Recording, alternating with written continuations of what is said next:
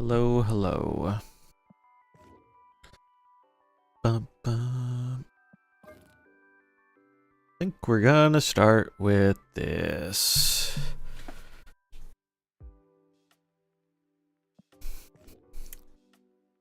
I'm probably gonna wait to talk about the balance patch till we give people a little bit of time to show up. But man, this patch was fucking a steaming load of hot dog shit. And frankly, that might be a little offensive to dog shit. This was not it, man. This was not a good patch.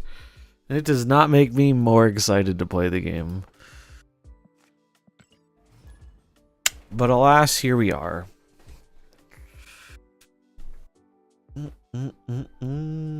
Truly a very big nothing burger while murdering one of the more iconic early series cards. You love to see it. Storm dying for War Machine's sins. But don't forget to get your Storm variant. Also, let's just buff Shadow King. You know, like the best tech card in the game that's already being played in like most decks by good players? Yeah, let's just make it better.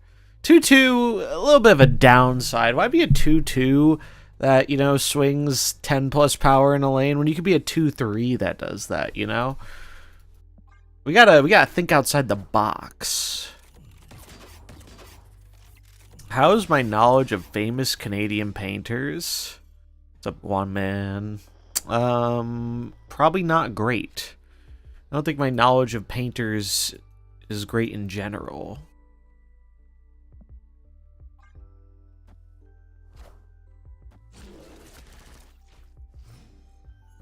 I feel like I'm one of the few players that was already playing Daredevil. Well, that was at least one of the decent changes from the patch, right? Like, they did a few things that were okay, but it's like, God, the things that were bad were just so fucking bad. I saw one person playing Daredevil in an Agent Venom list to counter other Agent Venom lists with, like, timing the rogue on turn 5. It was pretty funny. Was pretty funny to me. I probably should have put the IW on the left, but here we are.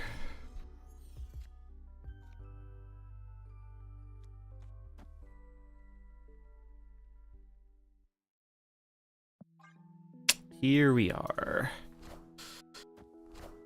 No Agent Venom nerfs, though. We can't have that. We've got to sell our Season Pass card.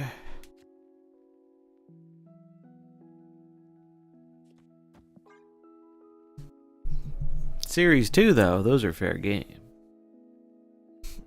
You think War Machine is still worth getting? I think it's probably too early to realistically tell. My gut would say no, but especially not with tokens. I don't think I would pay tokens for War Machine unless you're like the world's biggest Infinite fan. Then maybe. Otherwise, not worth.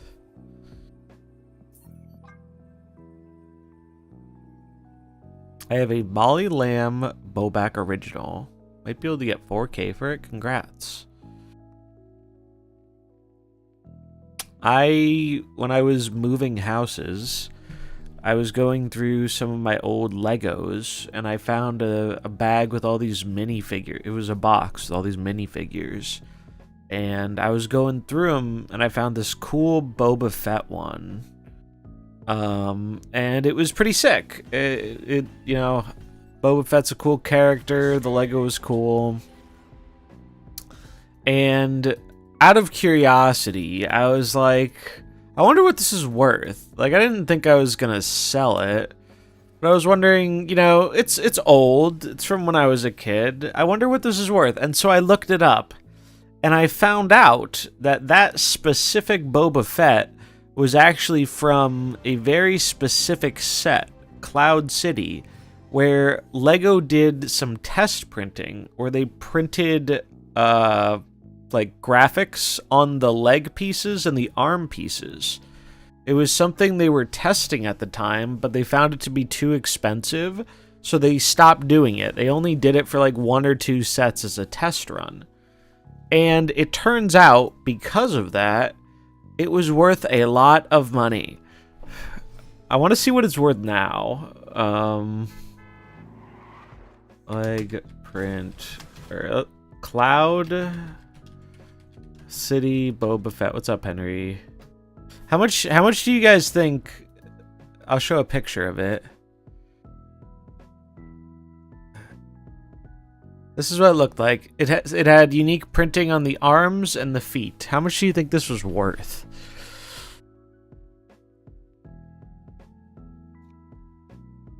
I might just discard the Sarah to bring it back. Oh, it's so bad though with Black Knight. But this hand is so bad. I guess I just chill and play Mary. What is it going for now? Let me check really quick. Okay, it's actually not that... It hasn't changed that much. It's gone up a little bit, but... 180? Alright, so... I was very surprised to learn it was selling for over $1,000. It is actually one of the, like, holy grail Lego Star Wars minifigures. It's one of the most valuable ones that is out there. And here's the kicker. I didn't even own the set it came in, which means I probably traded for it with someone at school. Because I know for a fact I never owned the set it came in. I know that. I remember the Legos pretty well. I know I never owned that. And so, yeah, I sold it for, I don't know, I think like $1,100. It was sick. Can't people just paint a different Lego? They can, but it's kind of like in anything where, like, it's just collector's value at highly, because it's unique, and they only did it the once.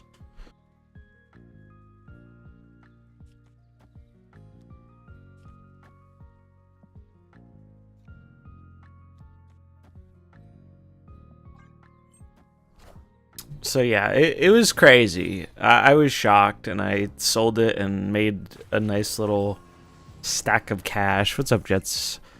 How's it going? That U.S. agent makes me a little sad, not gonna lie. But surely we draw Luke Cage. Surely we draw Lucas Cage.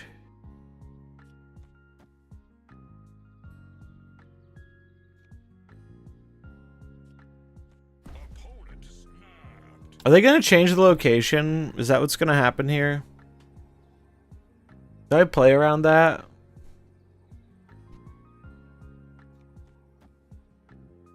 Probably. So I do this, and I do this. Actually, probably like this.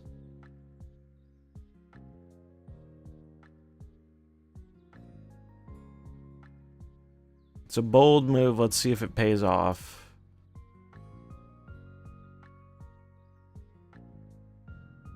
But yeah, that was my cool story of randomly finding out I had something that was worth way more money than I expected it to be. Play Infinite with Magic, Moon Girl to copy She-Hulk, skip turn 6, play 2 She-Hulks, Infinite turn 7. That's a classic. That is a classic.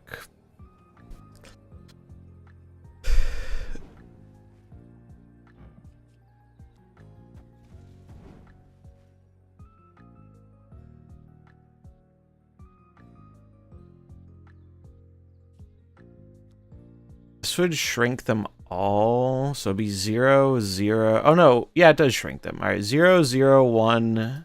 This would still be 7.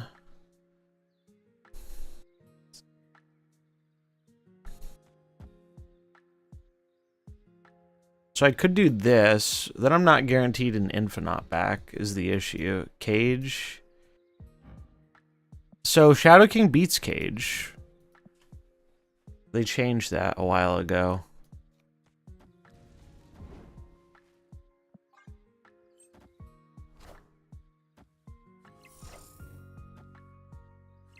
Oh, that's cute, buddy.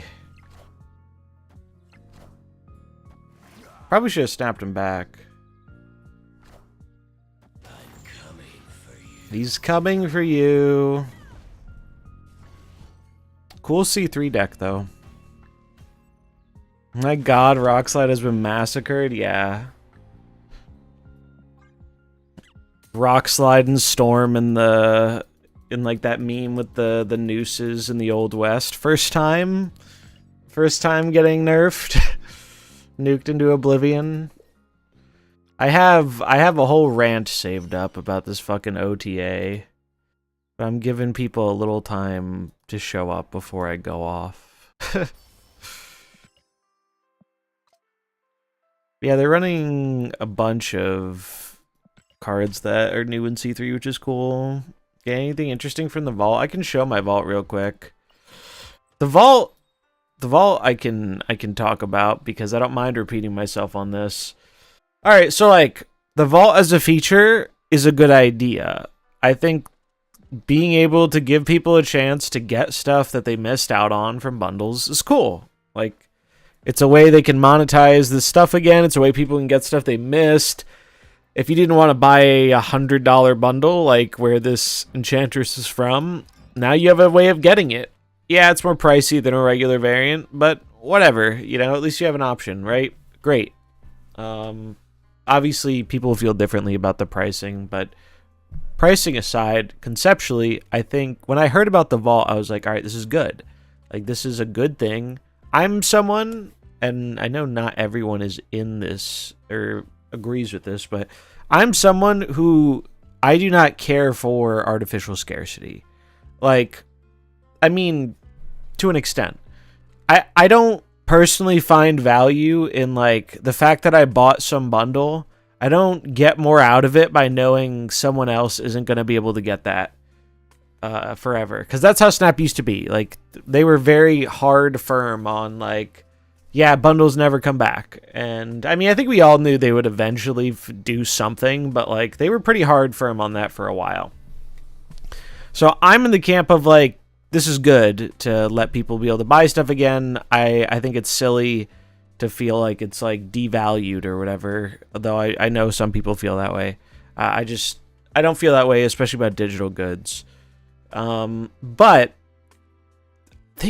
have they not listened to a single thing people have said in the past, like, I don't know, when did they add albums? Ever since they added albums, there have been non-stop complaints about the shop system, right?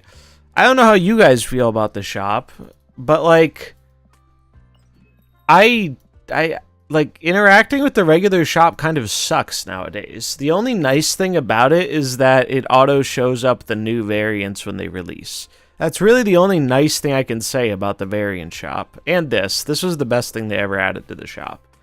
So, like, those two things are good. But, like, they just...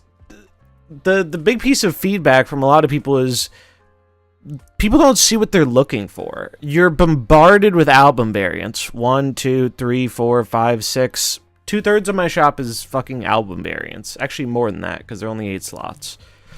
And it's like, that's great if you're chasing albums, but I'm going to let you in on a little secret, Marvel Snap devs. I do not give a shit about completing these albums. Now, I'm in a position where it doesn't bother me as much as most people because I have a variant I like for most characters. But, like, if you have a character you really like and you're waiting for a variant for it, it almost never shows up. And it's really fucking annoying. Like, anyone who was around in the early days remembers how annoying it was because we didn't even get the new variants. The new variants didn't show up guaranteed. So, like, a cool new one would come out and a bunch of people couldn't buy it. You'd have to wait for it to show up. I waited over a year for my first armor variant. That's someone who logged into the game every day. That's crazy. And that was when there were less cards in the game and less variants in the game. And that was before albums were taking up so much of it. So, like, that's been a common complaint with this store. And I feel like they learned absolutely nothing about that when it comes to this vault feature. Because, so, like, I don't think there is anything I'm particularly looking for in the vault. So I don't care that much about this feature. But there are a lot of people who were excited about it. They're like, oh yeah, I missed out, the anime Sarah and the hero Angela or the hero Spider-Man or some of these really old ones, the Kim Jacinto Apocalypse. Like, a lot of people had like, a variant or two that they really liked, and either they weren't playing or they couldn't get the bundle or whatever. And they were like, oh, finally, I can get that thing I want.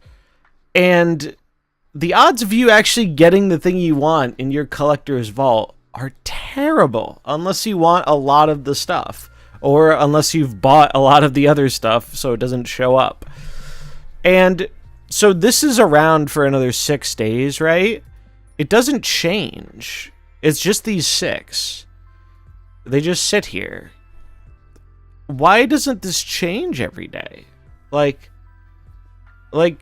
cycle through them, or every other day or something. Like, the fact that you're giving 6 and apparently they plan to bring this back once a month, it's like, it's just a joke. You're like, you can't even make that good of an argument that this is like purely trying to capitalize on FOMO, because like, I think you're having more people who just end up with stuff they don't want not getting the stuff that they do want, and they're just not going to spend the money. Like, I don't want any of this stuff. I'm not going to spend any money on it. If there was a variant I was looking for in the collector's vault, I would be pretty sad about this. It's just dumb. It's just dumb. It's like the idea of this feature is good, but they need to make it cycle more or pop up more often, or give you some kind of agency to actually get the thing you want. Otherwise, people aren't going to engage with it a bunch. Because I don't think there are that many people who are like trying to get all the stuff they missed. It's usually like, oh, I missed this 1 or 2. These cost way more than almost buying the original bundle with the variant. Well, it depends. It depends. For example, this one was an $100 bundle. Now, I believe it also came with Mobius, so you could argue that was part of the cost. But it depends on the bundle. Some of these are expensive relative to the bundle cost. Others are less expensive. What's up, Blue? How much was this one? Let's look. I want to look. Also, fuck this OTA, as is tradition. I'm saving the OTA rant, but we'll get to it soon. We're letting people trickle in, so I don't have to repeat myself too much. All right, let's see. Doctor Doom Bundle Marvel Snap.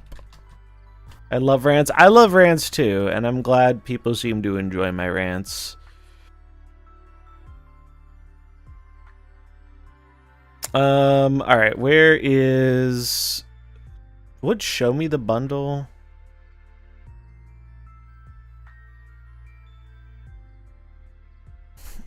There's an Hero bundle that was $5 and that variant's being offered. Yeah, I mean, they're offering every... I believe, my understanding is they're offering every variant that has been in a bundle that is over a certain age.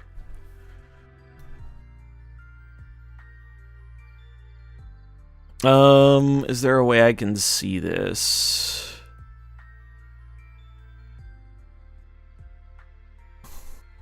Doomsday? No, that's not it.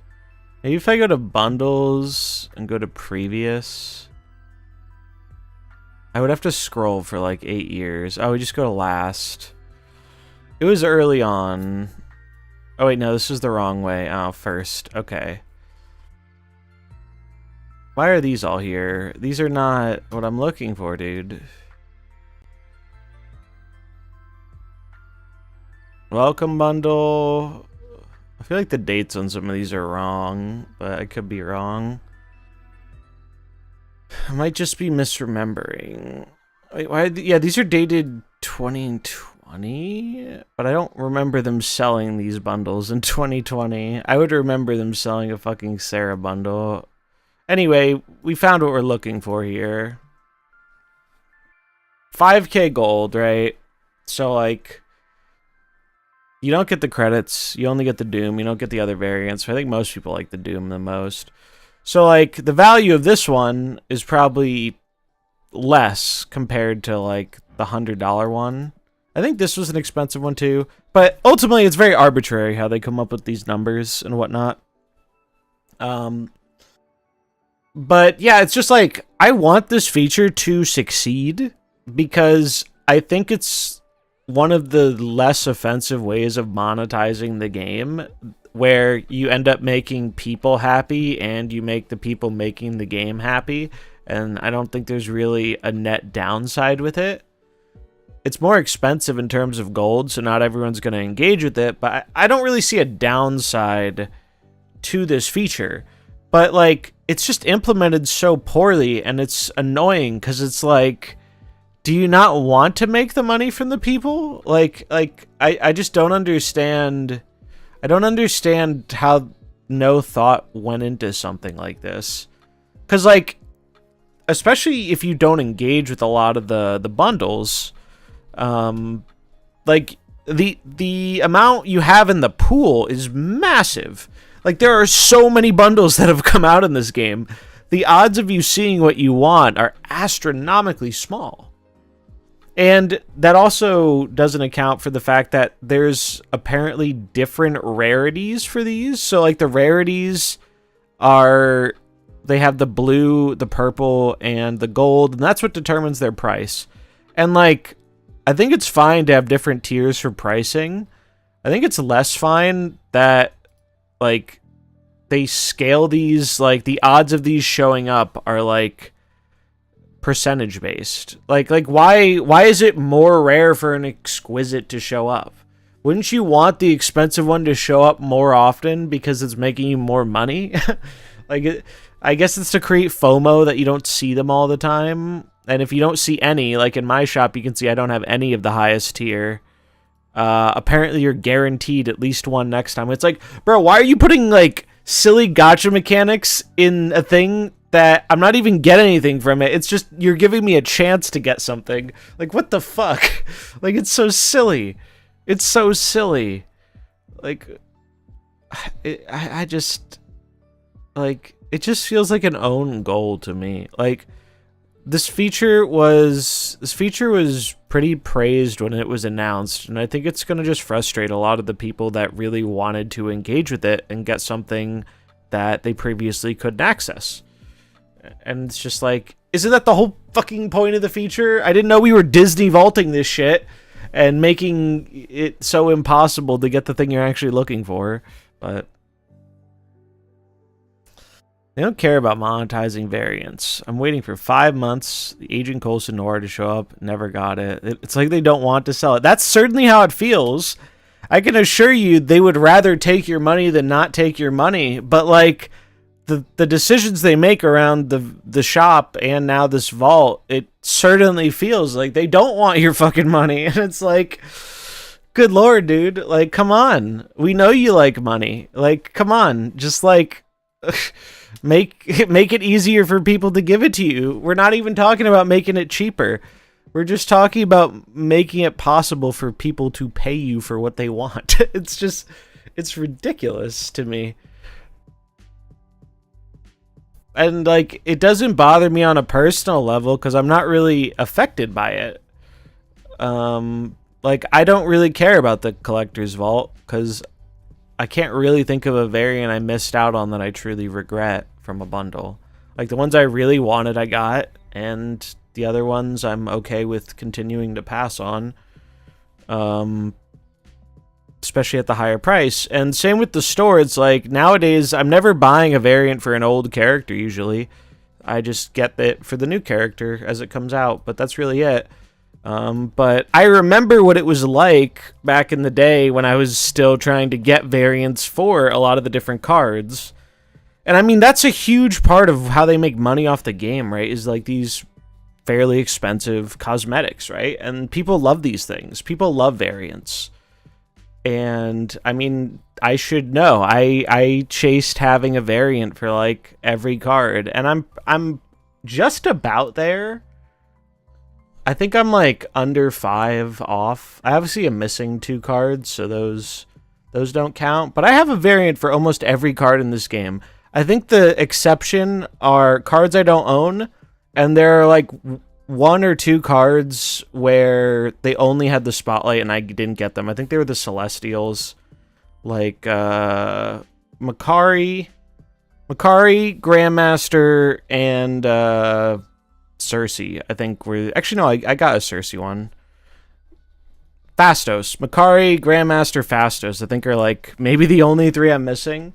But I'm not, like, trying to hunt those down. Hell, two of them don't even have variants I can hunt down.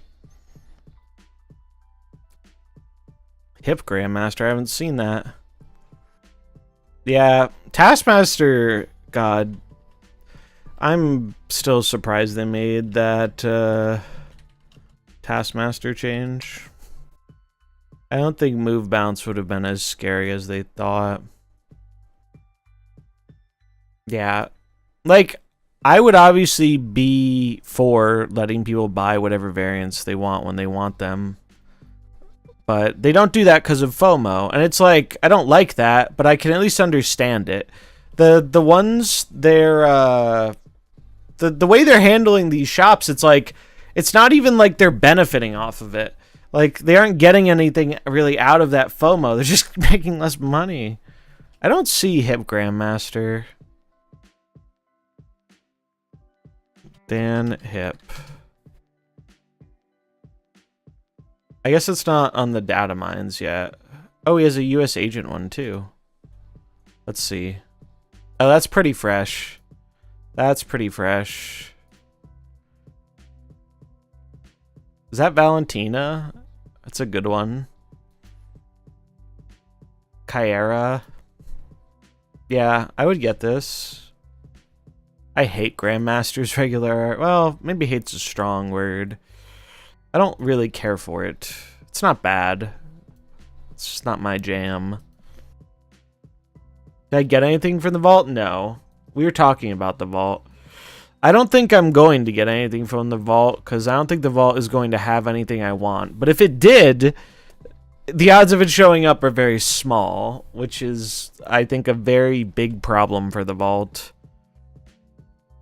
Yeah, I feel like the Disney vault was a good analogy, right? I thought the Disney vault was a good analogy.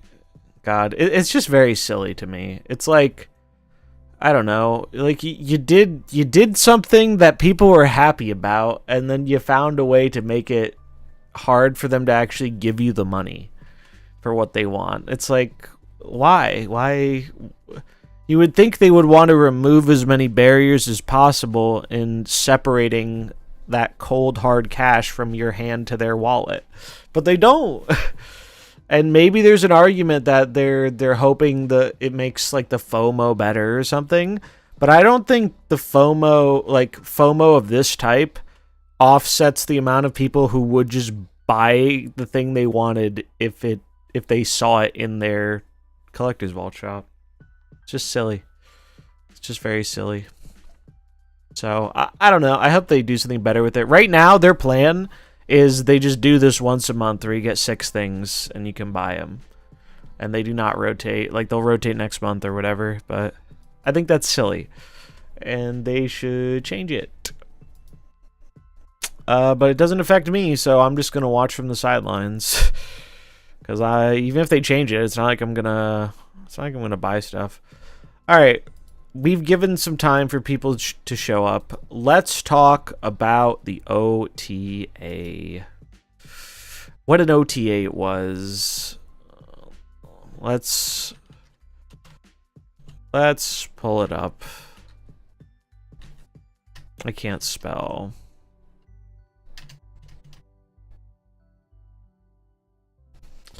Yeah, the prices certainly are not cheap.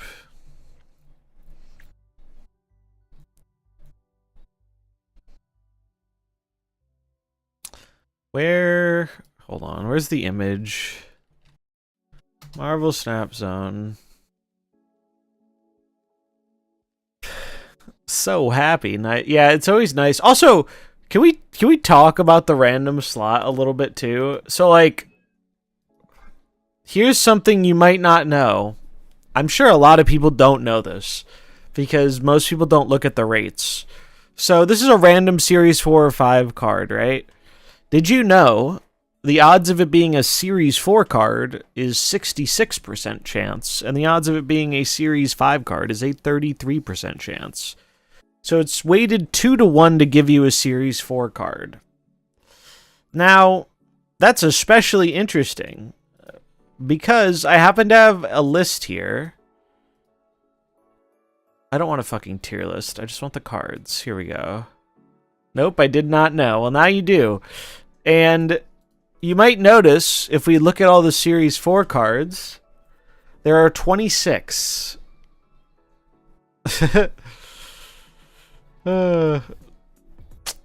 26, right? Did I miss the SK rant? No, we're getting there. We're getting there. So, 26, right? Do you know how many Series 5 cards there are? They don't even all fit on one page. I have to scroll. There are... I want to say it was, what, 67? It's like 2.5 times it. 3, 6, 9, 9 times. 1, 2, 3, 4, 5, 6, 7. 9 times 7 plus 4. I was right. It's 67. 67. So you have 2.5 times the amount of Series 5 cards compared to Series 4 cards. So statistically, you will fill this faster. Not only because there are less of them, so you finish it quicker, but also because in that random slot, your chances of getting it are double, right? And this just keeps ballooning upward. And it's like, it's unsustainable. Like, you can't realistically feature all these cards in Spotlight caches. They're just too many cards. Like, how big is Series 3? Series 3, I think, is like just over 100 cards. So it's like, it's 2/3. Series 5 is like 2/3 of the size of Series 3. It's like, what the hell?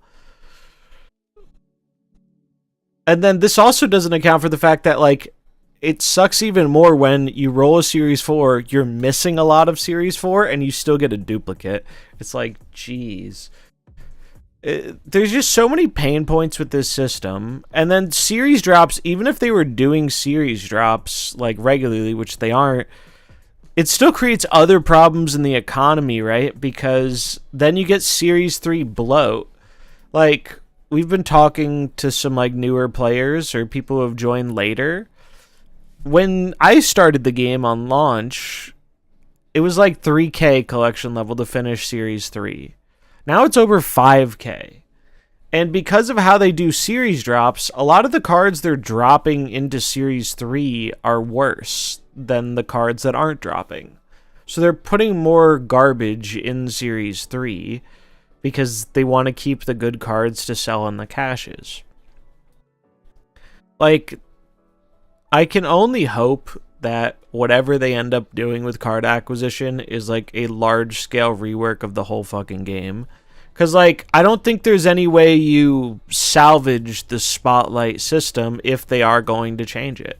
Like, I don't think the Spotlight system just needs a few tweaks. I think it's terrible. But the thing is, and longtime Snap people know this, Snap, that's always been its Achilles heel, has been figuring out good card acquisition. They couldn't do it in beta. They couldn't do it at launch. They couldn't do it on the first rework. Color me skeptical they get it right on the next one.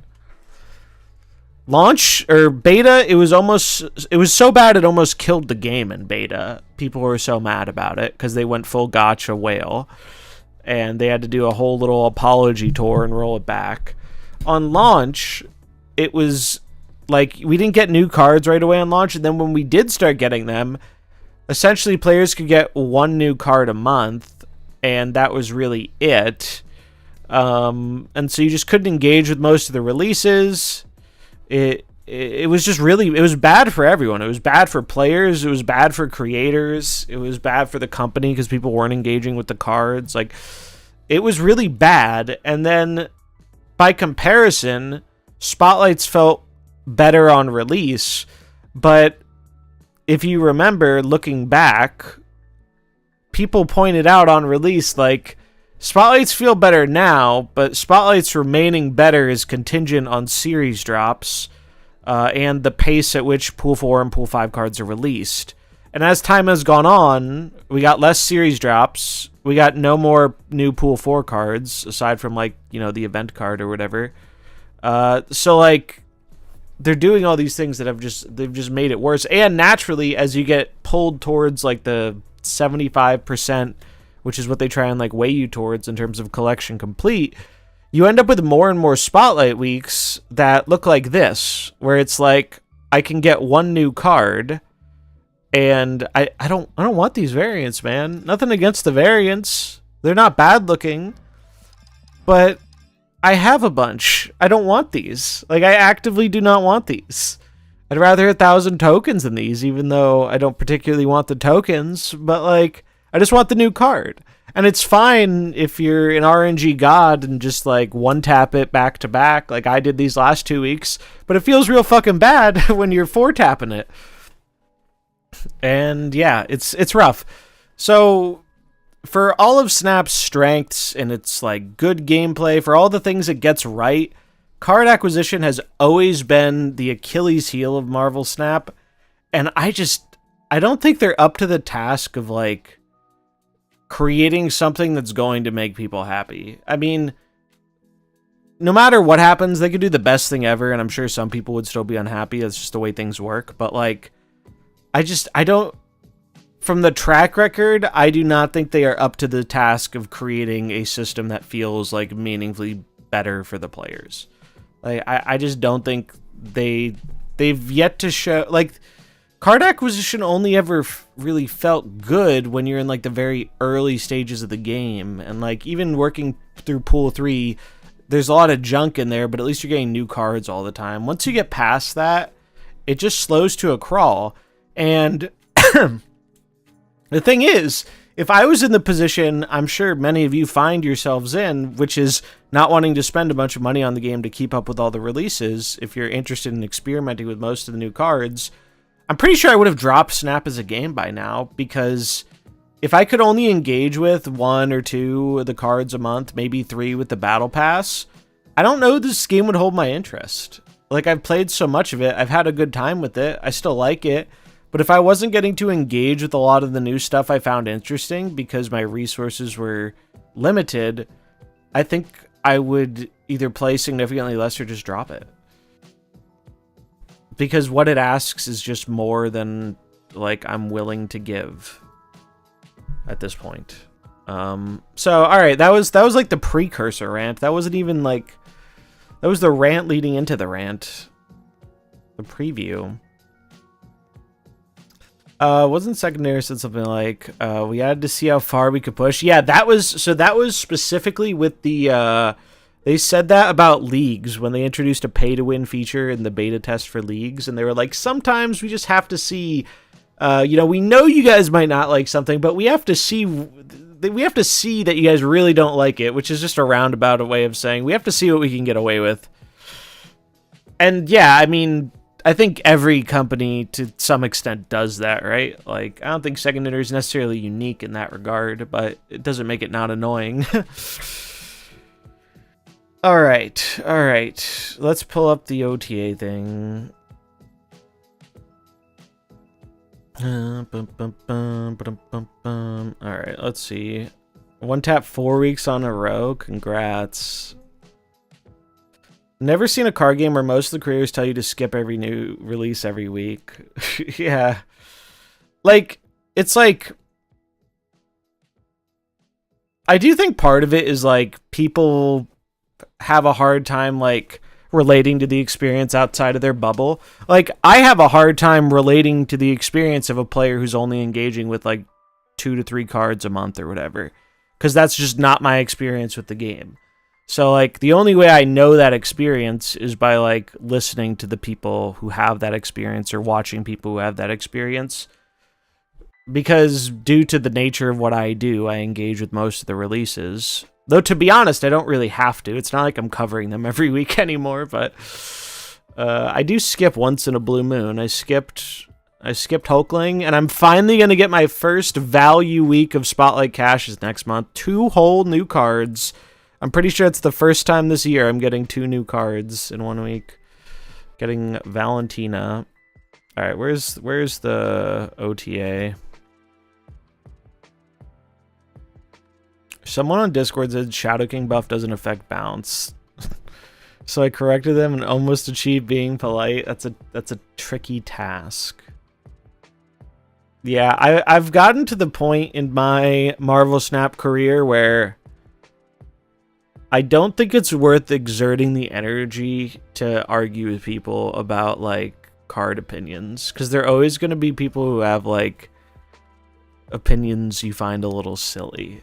And it's not worth the energy to me. You enjoying Scorn or Toxin more? Scorn or Toxin? So, like, I liked Scorn quite a bit because it let me play something new, which was this, which I'm not going to say go out and buy this card for this deck, but generally I'm very pleased when a new card lets me build like an established archetype in a way I couldn't before. That's like a big point for me on the card. Like, I didn't really love this card in traditional discard like some people did. Like, I found it kind of mediocre. I know that might be a hot take. I'm not a big discard guy, so I'm not going to say I'm like super right on that or anything. I'm not a discard expert, but it let me have fun with a different deck that I enjoyed. So like Scorn started off slow but won me over a bit. Toxin is like objectively a good card that has not been interesting to build with because like the decks that this card uses well were already kind of defined. Like, you have Bounce, which is quite good, but can be countered. There are a bunch of different versions of it, right? Like, a lot of people are running Shadow King for the mirror. Some run Wolf. There are a lot of different versions, but generally, this is the core you see. Some don't run Hitmonkey, some do. Hitmonkey is one of my more favorite cards, so I like running the Hitmonkey version. But he is a good card that I have had, I think, less fun with because he hasn't meaningfully changed the archetype he went into. He was a good addition to it. He probably made it better, but he's not super unique in what he's doing, you know? So I haven't enjoyed him as much as I did Scorn, even though I think he's a better card. If that makes sense. I have 3 weeks in November where I can get 2 new cards per week. Nice. Yeah, saving for those is the move. Don't respect lists that run tech counters for mirrors. You must not have been around for the original bounce meta. The original bounce meta, bounce decks were teching in Invisible Woman Killmonger for the mirror. It was actually so fucked up. I think in general you can kind of get away with doing that in Marvel Snap. Unless you're pretty high up. If you're pretty high up, a lot of the high up people will be running the mirror tech. Like, I would wager more than half of the people playing bounce in the top 100 are running Shadow King in their bounce. I would be shocked if they weren't. So it's like, I feel like I have to respect it, but I don't think the average player has to respect it that hard. Because, like, most people aren't playing the grinders. What's up, Snowman? Yeah, it's like someone was asking me yesterday if they should get Toxin or Black Swan. And it's like, Toxin's a great boost to the archetype, but this card can also just be Falcon, and you still have a really, really good bounce deck. Whereas losing Black Swan, I think Black Swan is, like, this card isn't as replaceable as Toxin is, because you don't have a cheap alternative that does the same thing this card does. So, like, between the two, I know most people want to go for, like, the hot new thing. But, like, I think Black Swan is the better card to get for this deck. Because, like, making your ones free is so good. So very good. agree with you in that I feel like Scorn's going under the radar this month. It's pretty decent, spraying out some power. Yeah, like the card is like solid. Like I wasn't super impressed at first, but I found a home for it I liked, and it's cool. Like it's, I don't think it's going to be like a meta-defining card in the current context, but you know, it's cool. Snowman with the Prime. Thanks, friend. Let's get some Pogfish in the chat. I appreciate the support. Where are my fish? There are my fish. Enjoy the emotes. Alright, OTA. Enough ramping up. They nerfed Hitmonkey a year ago. They changed and reworked Beast 3 times, made him worse, released a Great Bounce edition. They buffed the Beast tech again against Bounce, even though it was already good. Yeah, alright. So, OTA, right? OTA. God. Alright. I'll get the like the nice thing out first, because there's not a lot of nice things. So like the whole bottom row, I mean honestly like half the changes here are totally fine. They're just not particularly interesting, but I think they're like I'm happy to have them in the game. Daredevil, Typhoid Mary, Meek, like cool. Electro and Misery get an extra power, cool.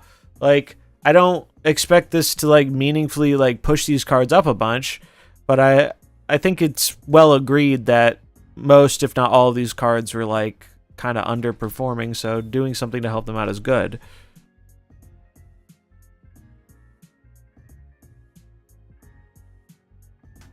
So yeah, like these are fine. I do think some people are getting a little tired of just the buffs being a 1 power thing, but I think that is more because they don't love doing reworks a lot, because reworking a card is kind of like making a new card, and it's more design work. But even like mana cost changes, I think people like more usually. Like Daredevil being a 2/3 is good. I like that they're making a bunch of these 2/2s that were just not playable 2/3s, because like now you can actually consider it for stats and the effect. It's cool. It's a cool change. But none of the none or most of these changes, they don't super excite me about brewing with the card. Like, oh, Meek got his power back, cool. The Typhoid Mary one's at least kind of interesting, because you could do some Scar stuff, you could do some Luke Cage stuff. I have a deck with her that I think is kind of cool. Daredevil, C3 or whatever, and now he's just like a playable 2-drop. Electro, I struggle to see the relevance of Electro, to be honest. Like, I feel like Electro is a card a lot of the times you're like blowing up, and like 3 power for 3 cost is still really bad, so I don't really see where they're going with that one. And then Misery, it's like people were excited about the Misery buff, and then they nerfed one of the key cards Misery was using. Alright, so those are the buffs. And then we have the nerfs. Well, no, we have to talk about Shadow King, because Shadow King was buffed. What the fuck are they smoking in that office, man? California must truly have that good shit, because you have to be high as hell to think Shadow King needs a buff. Shadow King, before this patch, I think if you went and asked many of the best players in the game, what is the strongest tech card in the game, I bet you like 2/3, if not significantly more, would tell you Shadow King. Shadow King is so ridiculously strong. It defines so many metagames. It's like, it's the thing that single-handedly keeps scaling decks in check to a degree. It does that remarkably efficiently, and now there are less ways than ever of dealing with it, because they buffed him. How many times have they buffed this fucking card? It went from a 4/3 to a 3/3 to a 2/2 to a 2/2 that beats Luke Cage to a 2/3. Jesus Christ. Like, holy shit, man. Like, someone cannot contain their raging erection for the Shadow King. Like, holy fuck.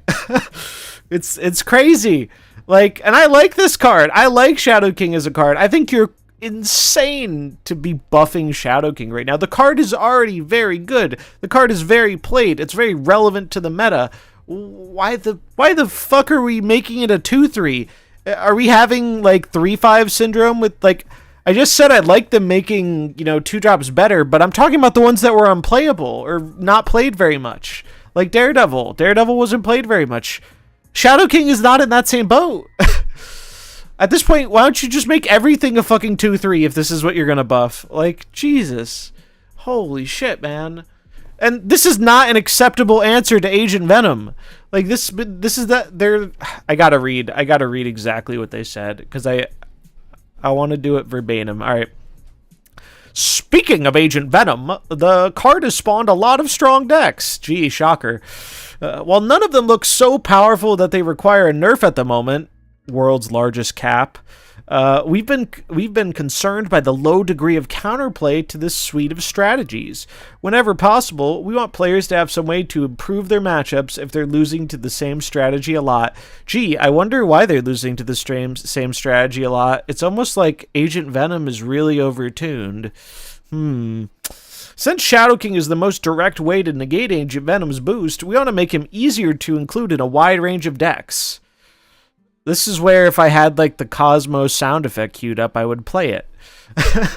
Like, they already are running counterplay to the counter, and people have already been running Shadow King to attempt to counter, or at least sometimes, like, damage the Agent Venom decks. I'm gonna let y'all in on a secret. It's not doing enough to offset the power Agent Venom provides consistently, because it turns out Agent Venom doesn't just put all his points in one lane. It spreads them across the board, and it also makes one of those lanes hard to interact with often. It's like, whoa, that's a crazy concept. Someone should, like, fucking tell the designers about it. Like, Jesus Christ, man. Like, I just... You're making a good card better to try and counter an even better card, and like it's not moving that needle, man. It just feels like they're doing this because genuinely, I think the reason they might be doing this, and I don't know, maybe someone can look at Untapped stats and tell me how played Shadow King is right now. Maybe numbers will or won't back this up, but I feel like this is a change you make if your player base is just not playing this card. Like, Shadow King is super played on high ladder, and I think it is super played generally. I haven't looked at the numbers, but I really don't think Shadow King is uncommon. But the way they're buffing it, it feels like they're trying to, like, pump up a card that sees no play like Daredevil, when this card already sees a shit ton of play. Almost 20%. Yeah, like, this card is being played quite a lot.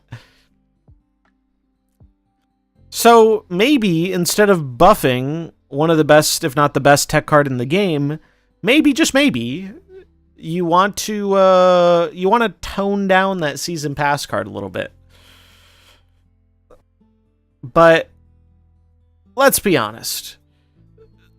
I think it takes a exceptionally rare situation for them to nerf the season pass card while it is in the season pass. Not saying they've never done it. I think they've done it exactly once.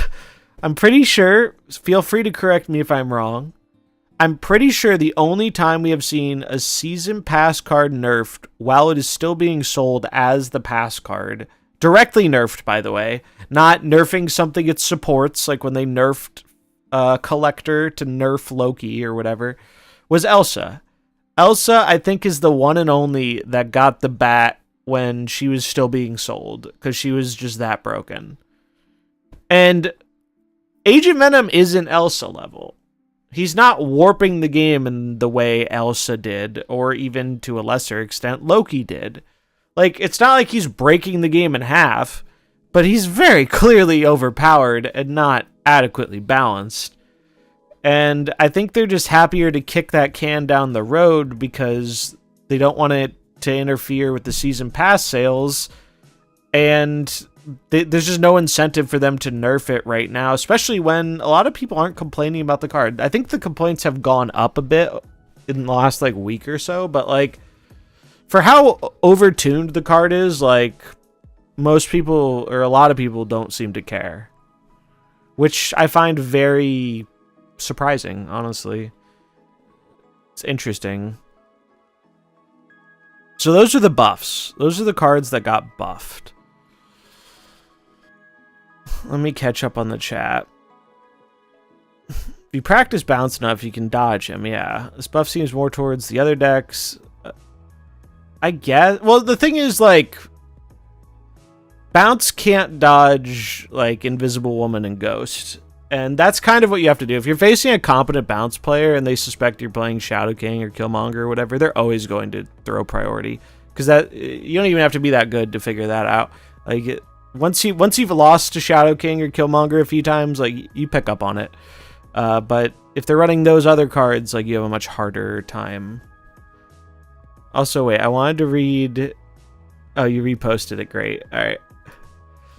Mr. Nom Nom, can you please give me examples of why you are right? Want to ask pompous questions insincerely and attempt... I want to ask pompous questions insincerely and attempt to discredit your valid points, yeah. Oh, yeah. So accurate. So accurate. Oh. Anyway. Those are the buffs. Those are the buffs. Mostly fine buffs that are largely inconsequential, and the Shadow King is just a big question mark, question mark, question mark. Like, I don't know what else to say about that one. It's our new copy pasta, yeah. And then we have the nerfs. We have 3 nerfs, and I would say most people wouldn't have guessed any of these nerfs. I think out of all of them, a nerf to the War Machine combo wasn't super unexpected. I think they did it in the worst way possible, both gameplay-wise and perception-wise. So let's start with that one. Let's rip the Band-Aid off. They just murdered Storm. Storm going to a 4/5. There are so many reasons I hate this change. So, like, for forever, they've been like, all right, well, we made these lockdown cards. We don't like lockdown being popular. And it's like, sure, I get it. Like, you don't want lockdown to be over a certain percentage because it pisses a bunch of people off. Whatever. My thing is, you've already kind of dismantled that archetype over time. You killed Professor X. He's dead in a ditch. Like, you got rid of, like, old Eliath, right? When he was, like, the big finisher. Like, and then it's like they it's not even that they don't learn, because I think they do learn. It's just like they ignore it. They decide to buff War Machine and make this consistent combo, or relatively consistent combo, with Storm, War Machine, Legion that so many people hate playing against. And I'm going to let you guys in on a secret. I like lockdown decks. I think the Storm, War Machine, Legion combo is not that fun. Like, I think it's significantly less interesting than the old Storm lockdown decks where you would play Doom and Miss Marvel, and like, those decks were just more fun. And so the fact that they created a more simplistic, less fun I win combo that pissed a bunch of people off, and then the card they go to nerf is the Series 1 or Series 2 card, whatever it is, that's been not a balance problem for the entire history of the fucking game, instead of nerfing one of the Series 4 or Series 5 cards, particularly one you just buffed to enable this fucking combo. It's like, what the fuck are we doing here? And the kicker to me is, like, they didn't even delete the combo. You can still do this combo. It's harder to do, but if you're adamant that you want to do the Storm, War Machine, Legion, you're jamming in Zabu, you're jamming in Psylocke, and you're going for it. And I'm gonna imagine the people who don't like losing to that, they're still gonna be very unhappy when they lose to it. It'll probably happen less because the popularity will be less and the odds of you hitting your combo are less. But they're still gonna be pissy when it happens. They're not having fun. And so I'm just baffled that they didn't try, like, I think they should have tried to remove that combo without deleting any of the cards. Like, and to me, the answer is simple. You just make War Machine a big-ass 5-drop. You make him like a 5/10 or a 5 whatever. And then you can do some more cool stuff. You can play Electro and then play War Machine on turn 4. And you negate the Electro effect. You have extra energy, so you can play Infinite and Ebony Maw. Like, it just seems like if I have to pick one of the 3 cards to change to weaken this combo, War Machine is just the card every time. He's also, and this is subjective, boring as shit. I think out of the designs for the cards, Storm and Legion are way more interesting cards that promote more like dynamic gameplay. War Machine says, I can slam big cards now without downside. And obviously, some people will like that, and more power to you if you do. But, like, I don't think he's that interesting of a card, because there are a lot of different ways in the game where you can slam big fucking stats on the board. Whereas, there aren't a lot of ways you can lock down a lane or change the other locations. Like, they don't make many cards that do that. So, significantly nerfing one of the cards that does something cool and unique that, like, people liked in Storm sucks major fucking ass. And now if I want to build a Storm deck, I feel pushed into playing the War Machine combo. Because, like, you just aren't putting 4/5 Storm into, like, decks where you could have put in the old Storm. Like, the stat line is just not good. And it narrows the window when you can play her, right? Like, if you don't play Storm on 4 or somehow earlier due to energy reduction or extra energy or whatever, you're not playing this on turn 5 because then the game's over on 6. It doesn't do anything. It's just they took a massive shit on this card, and they should have done it to War Machine. And you could have done it to War Machine without even fucking deleting War Machine. Like, you could have made War Machine more interesting and thematic. Like, War Machine's a big fucking dude. Like, he brings out other big dudes. Why doesn't he have a higher cost and a bigger body? You can do cool stuff with that.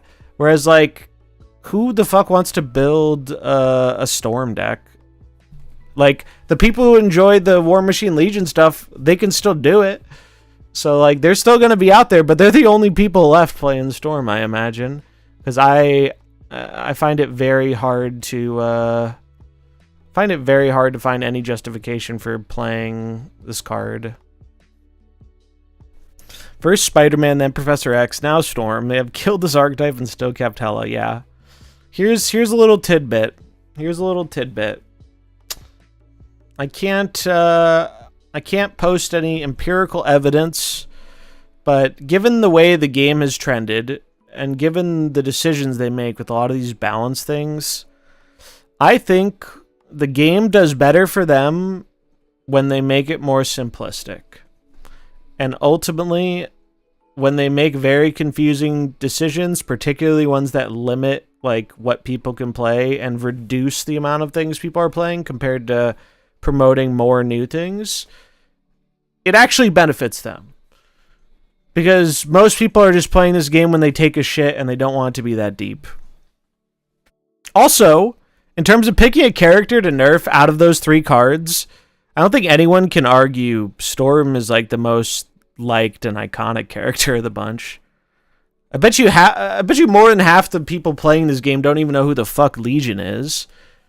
And War Machine, like, yeah, he's kind of popular, but he's no Iron Man, right? Like, he's not like this hugely popular character in comparison. Storm is like one of the X-Men, right?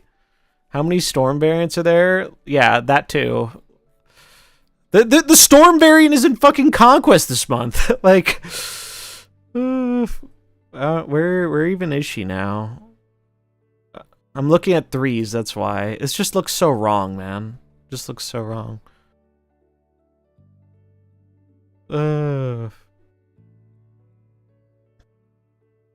It's just like, it's just silly. I think this is a complete butchering of a card that really has not really deserved it. Like, Storm has been fine for the whole history of the game, man. Like,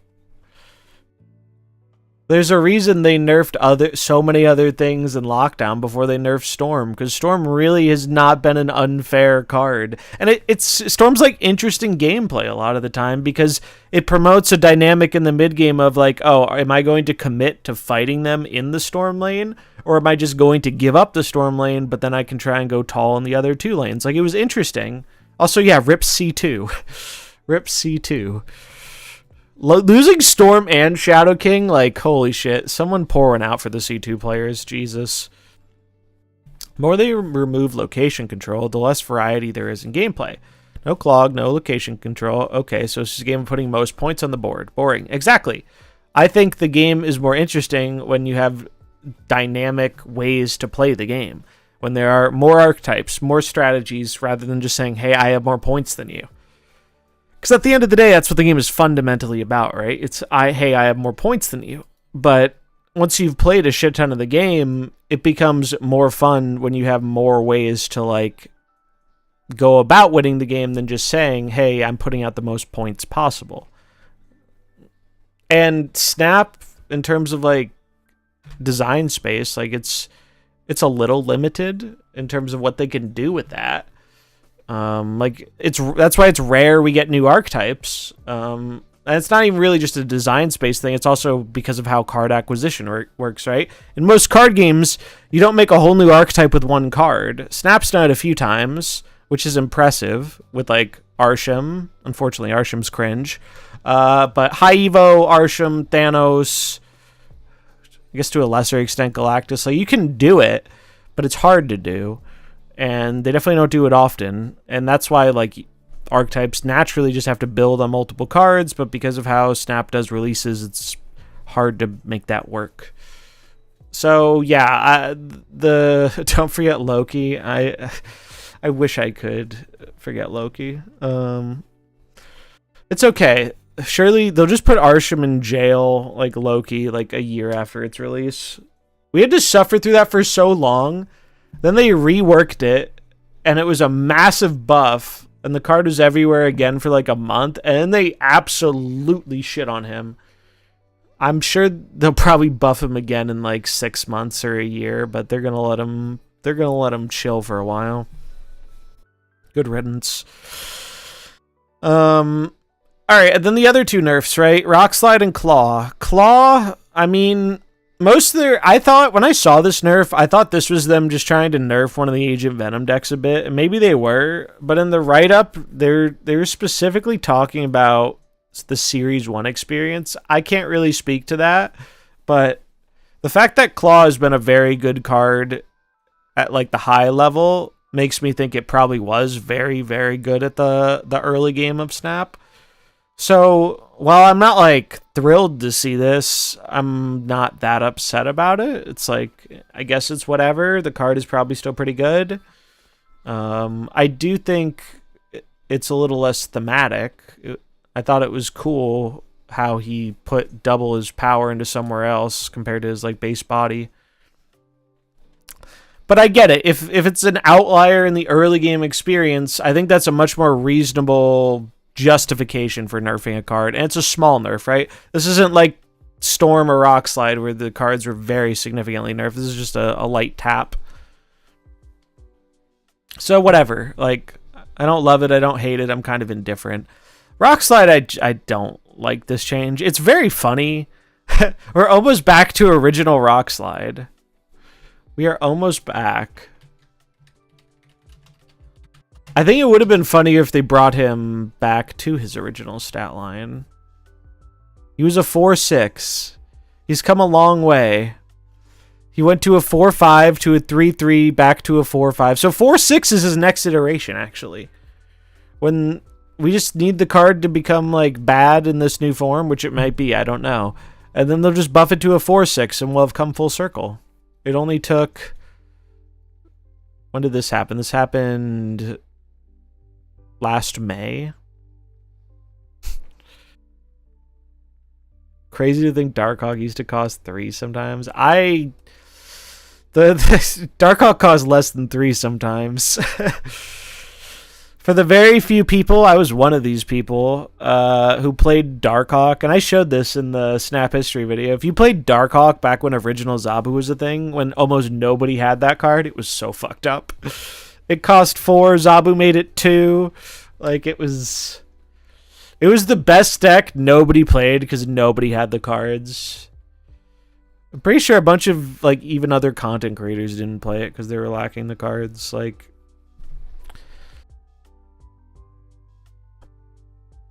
yeah, Rockslide, I don't know. I don't really like this. I don't feel like Darkhawk was very oppressive. Like, it was pretty good, but I think Darkhawk was being propped up by Agent Venom.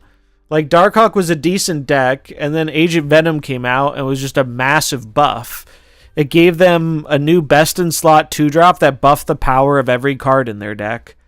But I guess it's Rockslide's fault. You know? How dare he? He's been a 3/3 for months, but...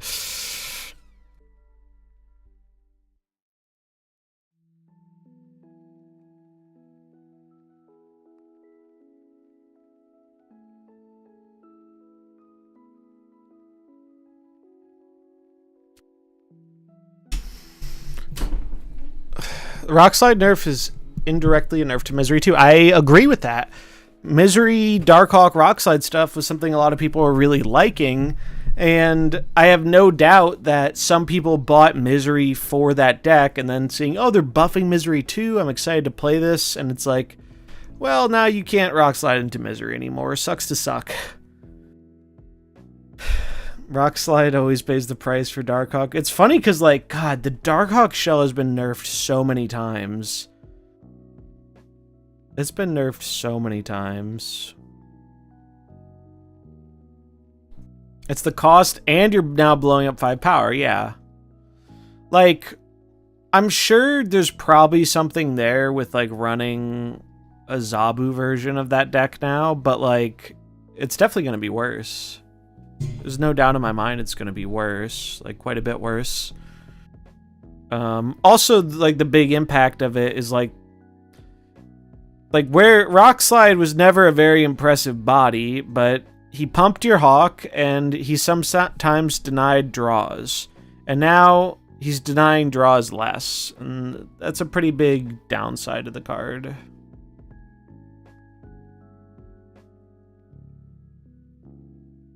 The Widow Misery, where... I lost it. The Widow Misery line is a real payoff. I mean, that's good too, but I think the thing is, it's about consistency. Widow Misery might be stronger, but the fact that you can have another high-quality Misery target to curve out on 3, so when you don't get Widow, you have another good option for disruption and growing the Hawk, like, I think that matters. I think that matters quite a bit.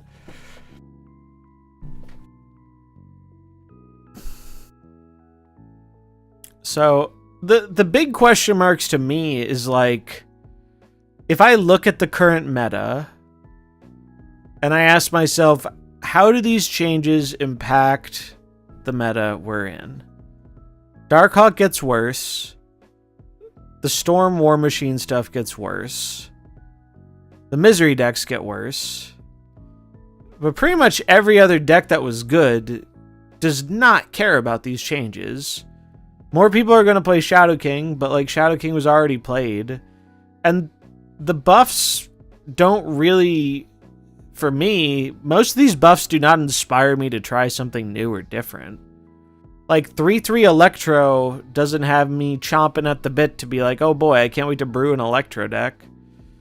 I'm happy with the Daredevil one in particular, because I've always liked that card, but it's not, like, the most exciting thing to build around. I think Typhoid Mary's the one that I like the most. Meek, like, just these point of power, while nice, it's not making me want to, like, it's not pushing me to want to experiment with something new. And so ultimately, this patch just feels like it took options away without really giving you other options to try. And I hate when they do that. I absolutely hate when they did that. They did that with fucking the first time they, not the first, but the last time they nerfed Zabu. Like there are a number of times they've done that where they do a patch that just takes things away from the game and makes things worse without really pushing a lot of like new interesting stuff to try. Like, yeah, sure, there you can do C3 with Daredevil and Shadow King now. That's fun, but I don't expect it to play like crazy different than C3 played before. I don't expect Electro decks or discard decks to play super different or be built super differently. I think the builds are going to stay largely the same. We're just getting rid of or making worse some of these like decks that really weren't super oppressive.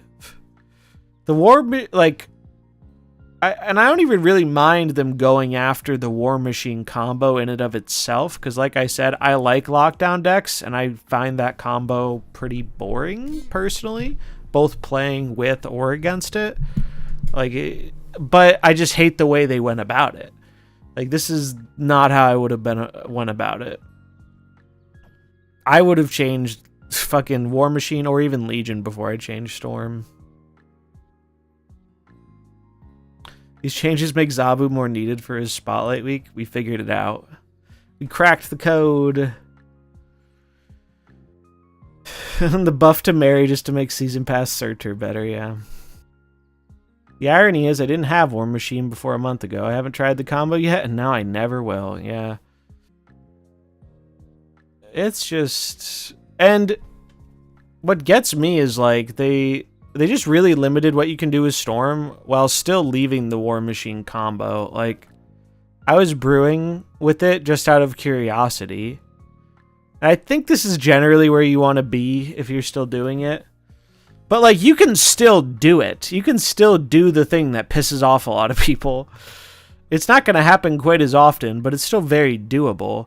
The sad thing is, like, now you're kind of pushed into doing it with Storm, because why else are you playing Storm? Like, why else are you playing... It just seems so bad as a 4/5.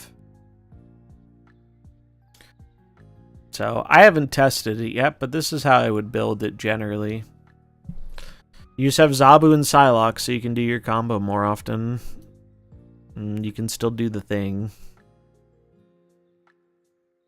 I don't know if this would stack up, but... yeah, like, they could have made Legion 6 and made him a little bit bigger. They could have made War Machine a 5 and made him bigger. That's personally my favorite change, because I think it would also be thematic, and it wouldn't really... It would promote a new way of playing War Machine that you don't really see many people do, which is, like, Electro War Machine stuff. Like, that is 100% the change I would have made. Especially in the same patch you're buffing Electro. Like, think about it. You Electro on 3, you play a big War Machine on 4. It gives you extra energy. You get around the Electro restriction. You have 7 energy on 6, so you can play Infinite Ebony Maw. Like, it just makes more sense to me than murdering a very unoffensive card. Because genuinely, when is the last time you saw someone play Storm before they buffed War Machine? Storm had been out of the meta for so fucking long because it could not compete with the raw power people were putting out and having more ways to get into closed lanes, and like, it just... Storm wasn't very good for quite a while. Power creep, baby. Yeah, all the move stuff. Yep. Is there any deck that would want 4/5 Storm? Scar / Nomura? Maybe, but I don't know. I'm not super convinced. C5 Storm, yeah. C5 Storm. We just need them to revert Ms. Marvel to a 4/5. And I think they are genuinely surprised at the backlash the Storm change is getting, when they really shouldn't be. Like, even if you agree with the change, I don't think anyone can deny it's bad optics when you're nerfing a very inoffensive card that's been around the whole time of the game and leaving the Series 5 and 4 cards alone that enabled the combo. Like, there was also this, which I think is probably bad, but I don't think these decks are good. They responded to this OTA backlash? I don't think so. I'll tell you what, though, there's a hell of a lot of feedback about it. I like this one. Hi, team. Thanks for working hard on a fantastic game. I'm ready to give feedback on the storm changes. I hate them. It is very, yeah. It's just... I think even people who are normally very positive about OTAs are like, what the fuck were they smoking when they shipped this? Yeah, Sentry Annie have been out for a while. They used to be really good, but it's like... I feel like they're afraid of bringing some older things back because those things were strong, but they kind of ignore the context in why those things were strong relative to the context of where things are at now. Like, I'm pretty sure they said somewhere, like, shortly after he released that they, like, tested War Machine as a 5-drop, and he was too weak, and that's why they made him a 4-drop, but he was still too weak. And it's like, yeah, that was true then. But, like, you have to remember, War Machine came out in March. The game looked very different in March. Thanos was around in March. Hope Summers and Cannonball just came out in March. Like, it was like a whole different game. So I think when they nerf some of these cards that are really powerhouses during an era, and they take forever to revert them, or sometimes never revert them, I think they're just kind of ignoring the context in which the game changes, because the game changes a lot over time. And I think, like, the Sentry Annie stuff is a good example of that. Like, I'm not convinced the Sentry Annie stuff would be good enough right now with Sentry at back to his 10 power. Maybe, but especially with all the Cosmo in the meta, I don't think he would be.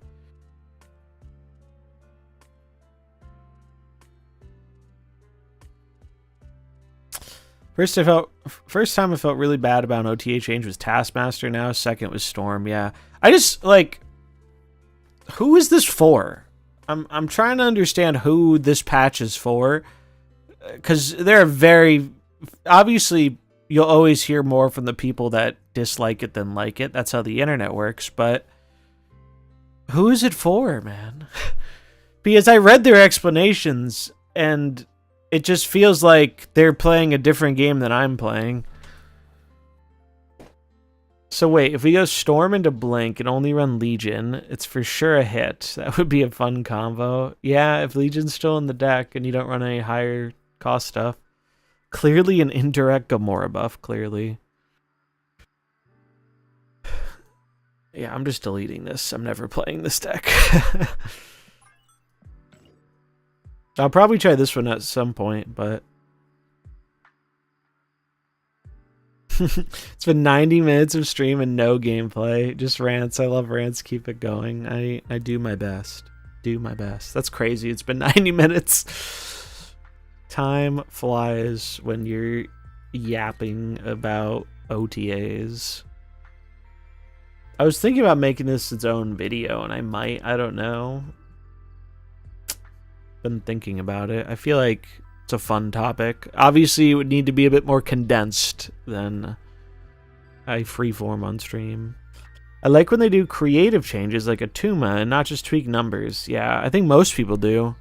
I think the problem is there are only so many times they can do that, and it requires more work for them to do that. So they're much happier to do minus or plus cost and power because it's just very easy to change those numbers. Also, to be fair, I feel like it's hard to do that to a lot of cards. We did this like a month or two ago where we went through and we were talking about cards that could use buffs, and like the game has gotten better over time in terms of making cards playable. Like the gap between bad cards and playable cards, I feel like has gotten smaller. So it's like challenging, and they also want to space it out because the more they do of that, the less cards they have to do of that in the future, and they want to be able to do an OTA every 2 weeks or however long. The main thing I'm sad about is I'm not sure what to do with Scream now. Sad. Still waiting for Mr. Fantastic and Devil Dino buffs. I don't think those are going to be coming. Maybe Mr. Fantastic when Fantastic 4 comes out. But I think they're much more strict about the early series buffs because the early series experience is very heavily curated and they don't want to mess with it. Because that's one of the things they got really right for the most part. I was thinking maybe this. It just looks like the Storm War Machine stuff was such a good complementary plan to this deck because like you didn't even need to full combo a lot of the time. Like not War Machine, Storm and Legion were just like synergistic with the rest of the deck. I feel like they have an obsession with 4-drops recently. They should move on to other cost cards. They're trying to juice Zabu. So Devil Dino will never be meta again. Hey, never say never. I lost to a Devil Dino deck like 2 nights ago. But do I expect it to be a meta card? Probably not.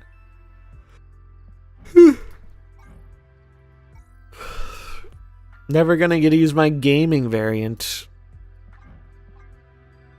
Real ones remember when this... I feel like everyone has a soft spot for Devil Dino because this card carried everyone in the early game. At one point, this card was a 3-0. Didn't last very long, but it was a thing. Just feels awful when an archetype is left to rot after a nerf or power creep. Yep, I agree. Shuri, Sauron, Haivo, Thanos, Annie, Loki, not missed, based. Yeah, like, I think that is a great example of what I'm talking about when I say I feel like they end up taking away things and it's just making you have less options and interesting things to do. And as a card game player, I fucking hate that. But then we're forced to deal with the reality that they don't really make the game for card game players. And unfortunately, that has been the reality ever since they exited beta. In beta, there were very high hopes that they were really trying to appeal to the card gamers. And the real sad thing is, like, from a business perspective, I don't even think you can blame them that hard in who they're focusing on because they're making ass loads of money. So they'd be stupid not to do what they're doing, but it absolutely sucks for the very dedicated card game people. And I think a lot of us see a lot of potential in the game, and it's disappointing to see it fall so far below that potential. And then not just that, but like regress instead of progress. Like we want to see it get more diverse and more interesting. And so when you make these changes, like the Juggernaut change with Scream, the move sequencing changes, the fucking arrow changes, which I could spend another 2 hours talking about. When you make these changes that the arrow is funny because it's not even more simplistic. It's actually more confusing. But when you try and like dumb down your game more and more and more to appeal to the average, like I open my phone app for like 3 minutes a day person, you just make it worse for all the people who are really like invested. And unfortunately, there's just no incentive for them to change that. Like, there's no... Because I think all the invested people could quit tomorrow and they'd still be making fat stacks. Like, all the people doing content could quit tomorrow and they'd still be making fat stacks. I'm sure that would do a little bit of a dent because that's, you know, the bigger people, that's some big advertising, like Regis and Cozy and whatever. Marvel Snap, the game I can't recommend to friends. I feel like that's become very true. Like, you can only recommend Marvel Snap to pretty much the demographic I'm talking about, which is, like, if you don't really give a shit about the game and you want something to just kill 5 minutes here and there, like, yeah, it's a great game, and you're not worried about getting all the cards or playing the meta or whatever. Regis mentioned, Regis is the GOAT. Regis is actually the GOAT. If I could position myself in a way to be like a quarter as successful as Regis, like, I'd be set.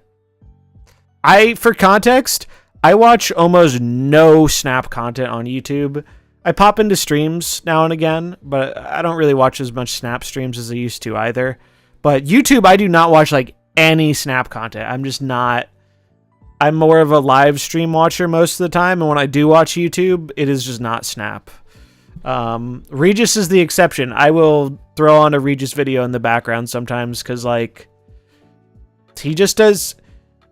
He's just like perfect for like the target demographic of Snap. Like, he just chills and has fun with the game, and he's very good at explaining what he's doing and what's going on in the game. And it's like, I don't really need that because I play the game a lot and I understand the thought process, but that's really good for like the average person who's probably not putting that much thought into Snap and just like slamming their cards on the board. Like, he's the GOAT. I think Regis is the Snap GOAT. He deserves all the success he has. He's also just a very nice guy. From the interactions I've had with him, he is a very nice person.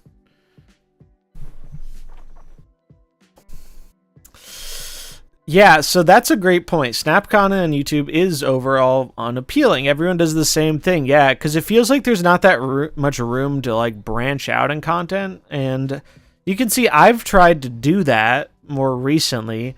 And I really like the things I've done to try and do some like different, interesting content. The issue is it takes so fucking long. It takes so much time and effort to make that. And it is, it's a little demotivating when it gets like a third of the views of a fucking 3-minute video saying, hey, go get a Spider-Man variant. Or even something I put in a little more work into, and like the, hey, here's high voltage, here's how it works, here's like little guides. Like, it sucks to put like, God, the Snap history videos have a lot of work put into them. Those are like fully scripted. It takes forever to find all the footage and then editing, and it's a big project. And I really love how they come out, and I still want to do more of them, but like, if I put that same amount of effort into putting out just like regular videos instead of one like high produced thing that I'm proud of, I would just get way more views and be rewarded for it better. Mogwai talks about this a lot. There's no space to be creative with Snap. I think there is some space. I think the issue is less that, I mean, it can be, there are limitations to it for sure, but I think that's common in a lot of card games. It's not like super unique to Snap. But the problem is like the audience has to want it. And I think most of the Snap audience is so casual. They're just like not interested, or it's not on their radar. I would listen to the past 90 minutes commuting. Well, you may or may not know, but I do dual stream to YouTube now. So if you ever want yapping and I am not live, all the streams are now on YouTube. And the streams are generally pretty yap-centric and more free-form. Look forward to your bundle reviews. Are they worth it? Commentary? Yeah, I used to do a lot of bundle reviews and stuff. I stopped doing most bundle reviews because, for a few reasons, actually. One, it was very hit or miss. But the bigger reason was, like, I just didn't feel very good about promoting people to buy things, if I'm being honest. I'll make an exception every now and then, like the Iron Man bundle, because most people don't know that exists, and it's like $3 or whatever. But I stopped doing regular bundle reviews because, like, a lot of other people did the same content. I didn't find it interesting to make. A lot of people didn't find them that interesting to watch, and I didn't feel like promoting people spending money in the game. There's a default accept for bundle review. No, not worth it. Yeah, it's most of the time. Yeah, both Snap Fan and Snap Zone both do good bundle write-ups too. That is where I would refer most of y'all. The Snap sites are generally pretty good on their analysis. I refer to Kirilos. They do a good job. I trust their write-ups. And yeah, I would recommend them. They're who I go to for bundle review stuff. Which apparently the Wolverine one is pretty good. I'm not buying it, but apparently this is one of the better ones. I like this variant quite a bit, but I'm not spending gold on it. I'm good. I've still got tokens. Getting smaller, though. Getting smaller.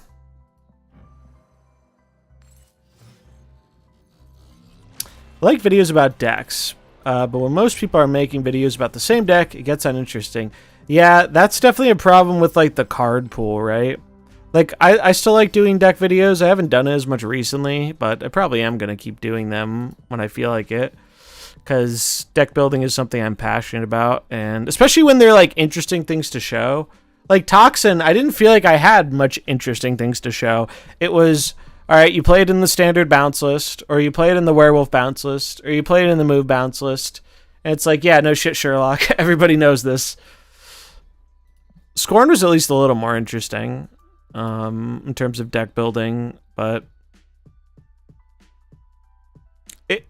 there's an so many people want to do content about the game, and I think the demand for that same content is only so large, which is why if you look in the Snap space, you can see, not for everybody, but I think especially on YouTube, like, I think a lot of people struggle to grow after a certain point. Different people hit that, like, hump at certain different points, but, like, I think it's kind of a common trend where eventually you just kind of max out. Am I getting cards in the Trippy Surfer album? I really like the Trippy Surfer album, but I only have 3k gold, and I'm saving that for new card variants, so I'm probably not going to engage with that. I also don't play that much Surfer. I do like Surfer, but I genuinely do love the art on those. But I've cut back spending on Snap pretty hard. Like, I spent more than I normally would this month because I was buying the last double gold before the double gold went away. But I've really tried to cut my spending in Snap because I just don't feel like I'm getting out of it what I got out of it before. So I'd rather spend that money elsewhere or just save it. Notice how they always buff cards in upcoming bundles? I mean, yeah, they definitely do that fairly often. But I honestly don't think that really matters that much to me, at least. Like, I'm not really bothered by them doing that unless it's like a hilariously overpowered buff. Like, if they were selling a Shadow King bundle and they just made this buff, I'd be like, alright, yeah, that's a little silly. But hey, if they want to buff Thanos before they start selling that Thanos bundle next month, I'm all for it. Thanos is ass. They want to make this card a little bit better before they try selling people on it. You don't got any complaints from me. Yeah, Pokemon should be fun. Speaking of which, I showed this to some of you yesterday, but I'll link it again for those who may not have seen. I'm playing in a creator event for Pokemon. If you haven't seen this, there's a little trailer going over it, but it's Monday evening. Made a fun little trailer about it. Spriggles and Dexter are hosting. And me, a bunch of people y'all probably know from Snap, and some other like Pokemon people are having a fun little tournament thing. What's the format? So it's like, I think it's Conquest, so it's like you have to bring 2 decks and win with 2 decks. I don't know if it's a bracket or Swiss. I think it's just a bracket, but I'm not sure. Pretty simple format, though. The game, you know, Pocket's a very fun game, but it is also the base set, so the game is, like, pretty straightforward, relatively simplistic. A lot of room for it to grow, though, but it should be fun. It's not some, like, super competitive event or anything. It's just, like, it's just getting people excited about the game and showcasing a bunch of, like, different creators for it. It should be fun. I really need to practice. I haven't played Pocket much at all because I've been addicted to Diablo, and then today the new COD came out and I was playing a bunch of the zombies, which I'm probably going to stream tomorrow. I don't think I'm going to stream zombies tonight, but I think I'm going to stream zombies tomorrow, and I might do some bonus streams on the weekend for this stuff because I'm a big zombies head. Yeah, I do really need to practice. Although, to be honest, like, with the decks I'm bringing, and I think I do know what I'm bringing, I feel like I don't need to practice that much. They're pretty straightforward. Wait until all 1,025 Pokemon are in the game. Yeah, that'll be the day. We also, we heard from, so one of the main Snap fan dudes, Sank, gave us some information about Pokemon Pocket. According to the data mine stuff, it sounds like set 2 is going to be the end of January, and they're going to do some kind of mini set in mid-December. So that'll probably give people... That was the big question mark on Pocket, was how often they were going to do new content. And that's probably a pretty generous window for, like, free-to-play or pass-only people to get a lot of their collection together for the first set, I would imagine. Because that gives you all of November, all of December, all of January to go after cards in the base set and the and whatever they do with their mini set. That seems pretty reasonable. Alright, I guess we should play the game, huh? This is the deck I've been playing. I played like a few games after the patch. It's nothing super new, but it uses one of the buffed cards, right? But like I said in the OTA rant, it's like I don't feel particularly inspired to try something new with this patch. Like, I kind of want to figure out what the best way to play Scream is. The problem with Scream, though, is, like, if I run into a bounce deck, I'm just going to fucking lose. Like, and the same is probably true with the Agent Venom decks. Like, this deck just doesn't have the tech/power output to deal with those decks. And in order to put in cards to deal with those decks, you have to take out so much of what makes this deck cool.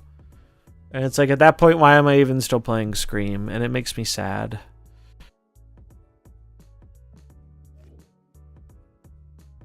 That's the only thing, that's the only reason I'm sad the combo itself got nerfed. Storm stuff aside, was because I like that it supported this deck, even if I wasn't a big fan of the combo. Because now it's like...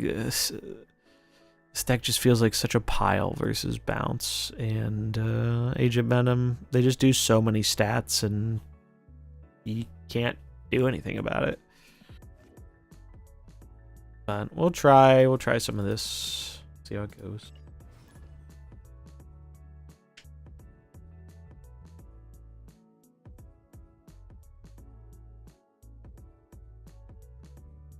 If you ever see a Kang bundle, I'll be intrigued.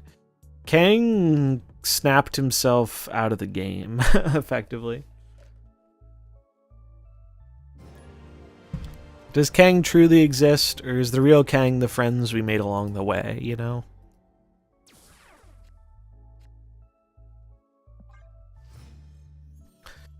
Yeah, I do think Scream does well relying on disruption. It's just like, the disruption you need in the current meta is better served not playing Scream, in my opinion.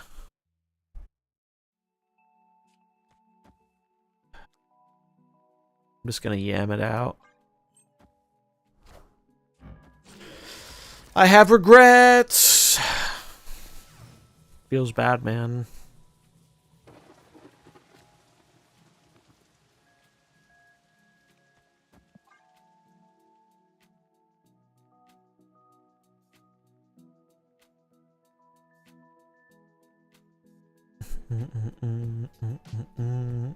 Like, the thing about the Agent Venom decks is they are far from unbeatable, but they do demand you play a very certain type of deck or certain type of way in order to compete with them.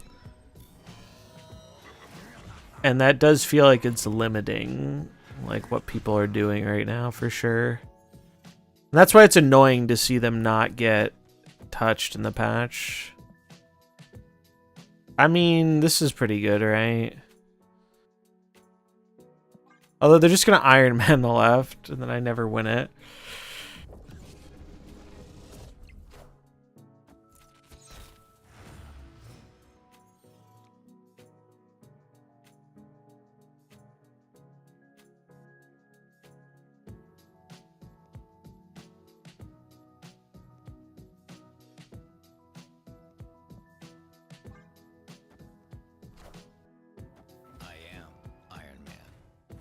Gee, I wonder what they are going to play.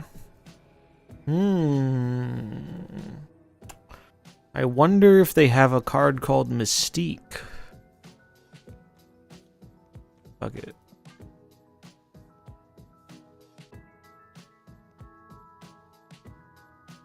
Surely 33 power is enough.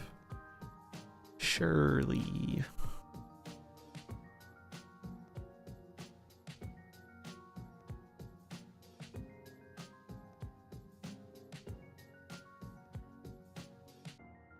Isle of Silence was nice. The Hulks were nice too.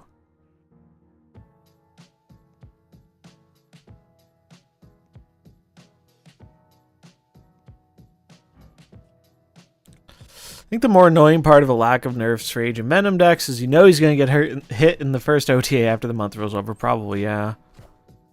What? Dude, you are shitting me.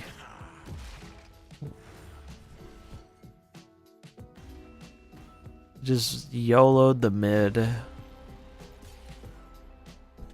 Infinite here, Scar Hero to 1, but I feel like that is such a bad play.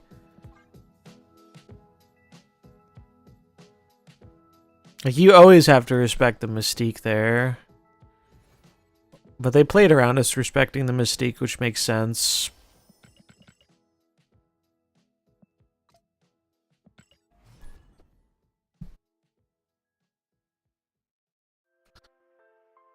Bum, bum, bum, bum, bum, bum.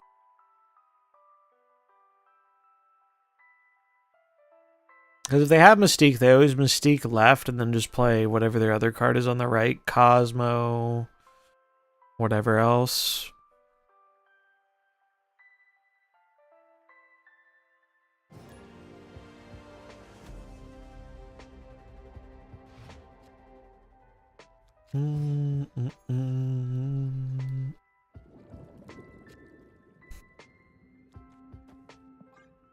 Do do do do do do.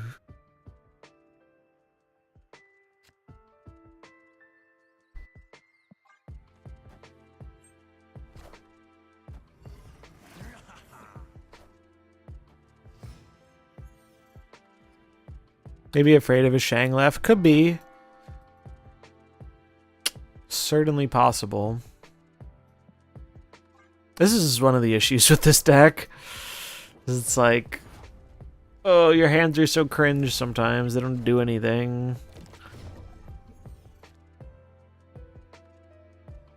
I mean, I guess I just play the Scar.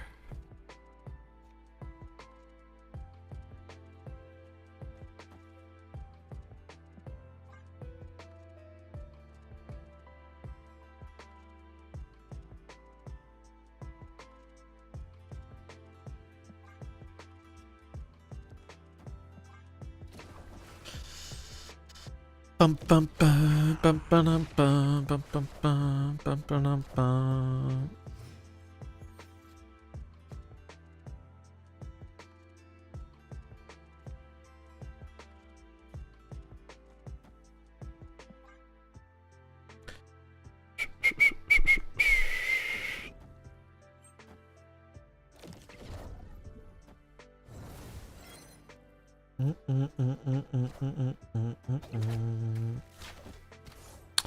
We might be doing the podcast later this weekend too, for any podcast enjoyers.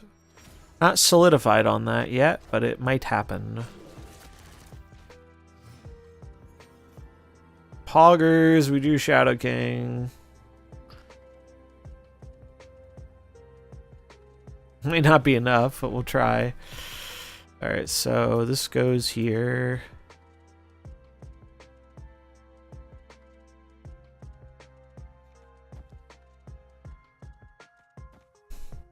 I think it's just this.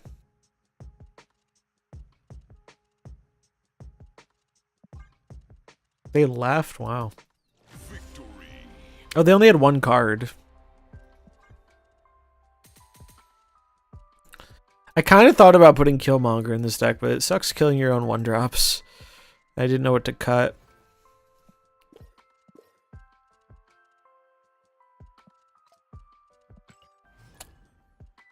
Bum, bum, bum, bum, bum.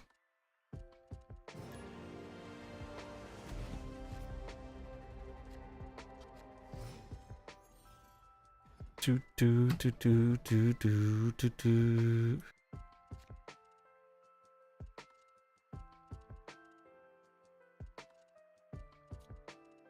Let's see. We're chilling. We're chilling. Arsham, ew. Ew, Arsham, ew. Do you think Agni is better than Hulkbuster and Destroy? Yes. I do.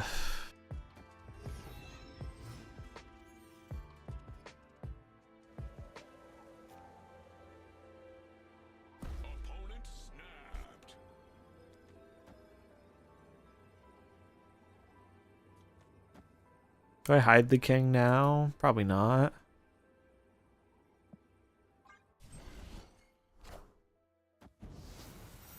Concerning.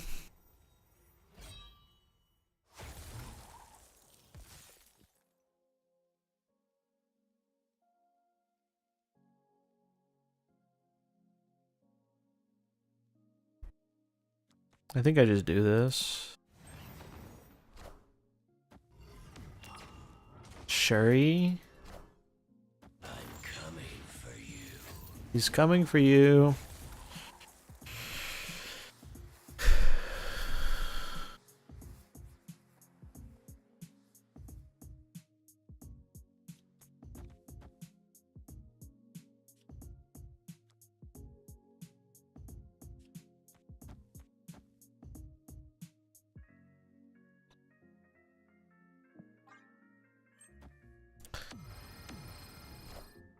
Oh, Christ almighty.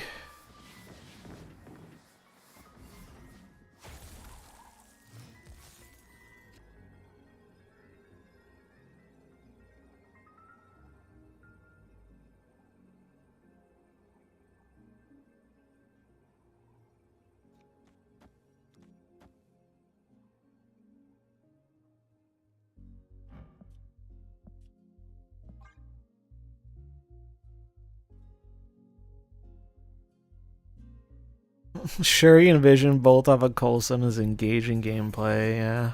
Oh, I guessed wrong. Guess I lose. Oh yeah, genius, dude. You're so good at the game. It's actually crazy. Maybe take 3 seconds and, you know, build a deck that requires you to put cards in it. That'd be a cool thing to do in a card game instead of playing this brain dead horse shit, but...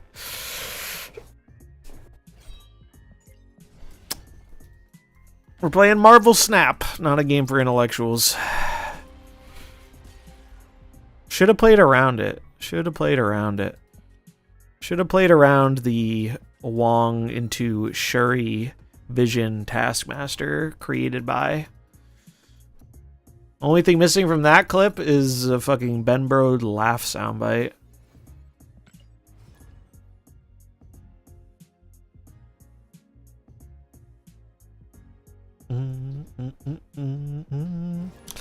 The funnier thing is that game came down to a 50-50 too.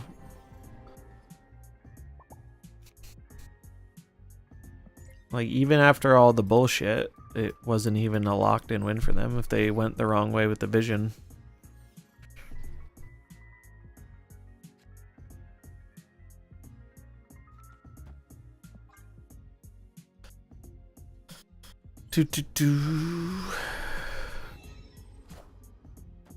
Listen, that's why it's balanced. They still could have lost off that, yeah. I had fun with Agony in a Thor Beta Ray deck. Nice touch of extra power. Plus it did well with Lockjaw to cycle. One drop comes out, you're not wasting the space. Yeah, I thought about trying something like that for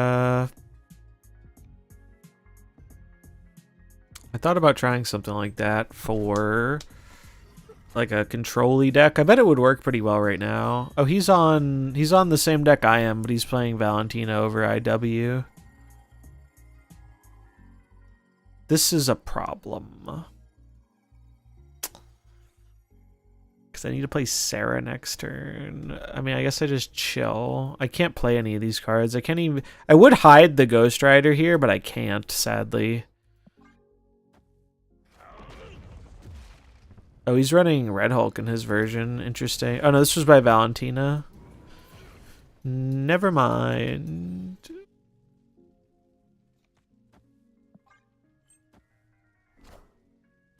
Yeah. We are indeed playing the same thing. Maybe winnable, honestly. So he's gonna go... He's gonna go Ghost Rider. He's gonna bring back an Infinite. And I guess it's not winnable, huh? It's winnable if I guess the Shadow King, right, I guess. If I'm him, I'm putting the Ghost Rider in the middle. Or I'm putting one of them in the middle.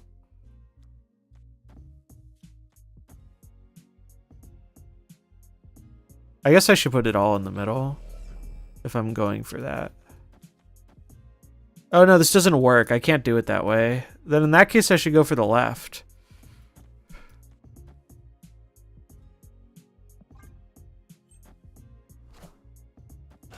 Yeah, got me. Oh, he didn't even... Why didn't he play the... Oh, he didn't have Black Knight. I'm dumb.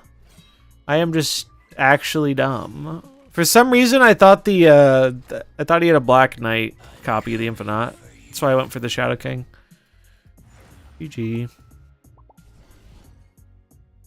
Look at that pixel typhoid.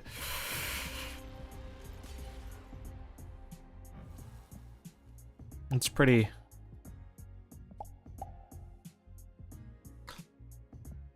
Oh, Valentina is pretty good for him. I do want to try Valentina in this deck, but I do not own her, and I am not buying her. I am waiting.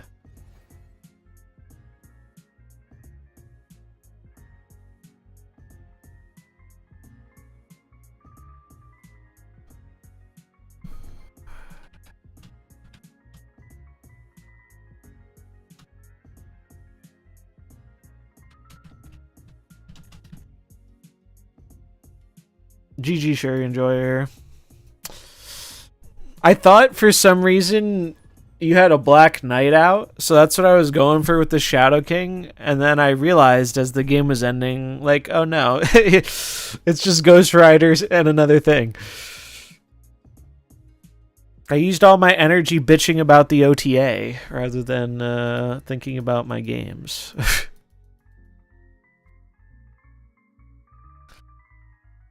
Bum, bum, bum, bum, bum, bum, bum, bum, bum, bum, bum, bum.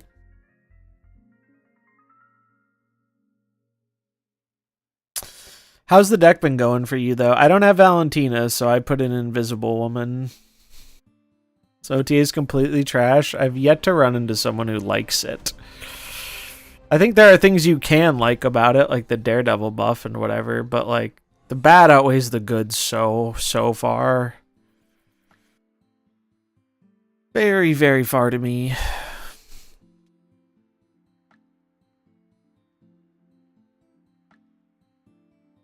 But it's okay, because that means I have more reason to play some other games I want to play instead of Snap. Yippee.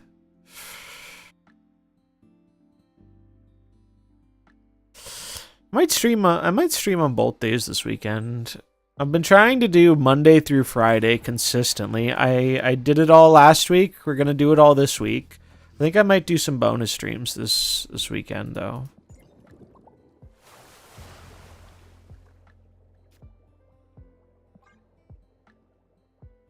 Stuck in decision paralysis between Gwenpool for Surfer and Silver Sable for Bounce.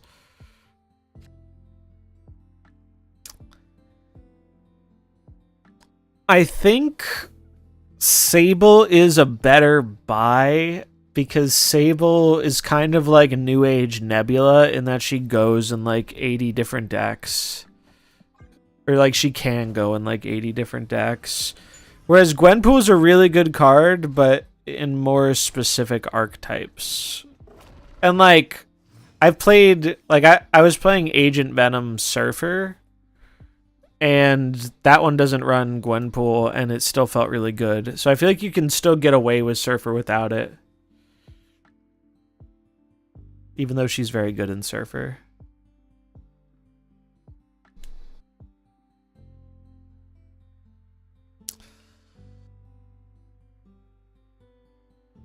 Surely Val goes to Series 4 next drops. Honestly, I'm not worried about the drops because Val is in one of the spotlights next month. So I'm just going to get it when I get the new card, whatever week that is. I'm assuming it's a week I actually want. I haven't even looked very much.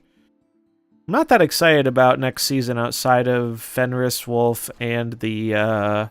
Fenris Wolf is cool, but I don't know how relevant that's going to be to this meta. That's fucking annoying. And the season pass card should be fun because I like Scar stuff. Yeah, lack of data mines is annoying because that is how people plan.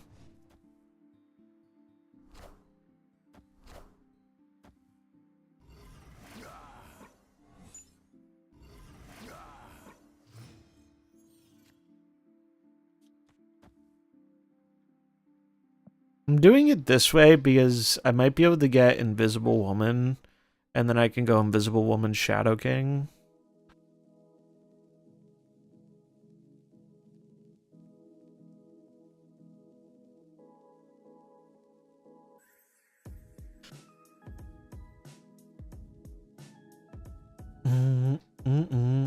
Does anyone know how long the drops go for?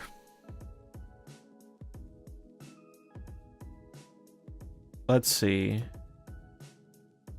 Marvel Snap drops October 2024. October 31st. Oh, we still got another week. That's cool.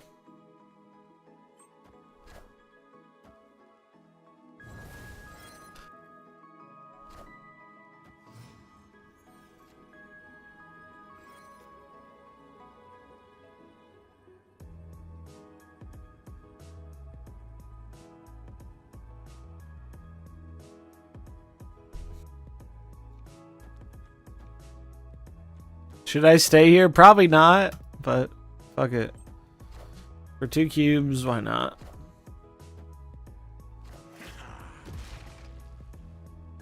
What's the worst that can happen?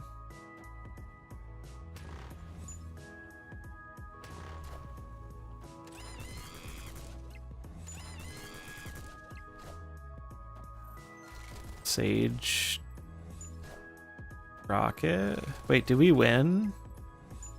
Holy shit, I won. I did not think I was going to win that game. I guess they got kind of fucked because they couldn't get rid of their hoods.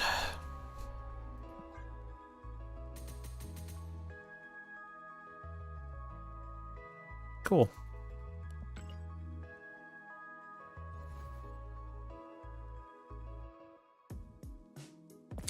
I want to brew... Alright, I want to brew something that I am confident is not going to be great, but... I'm so desperate to play a fucking Miss Marvel deck again. I loved the Miss Marvel decks. They were fun. Wonder if Sandman could work. Probably not, because a lot of bounce runs what's her name? Black Swan.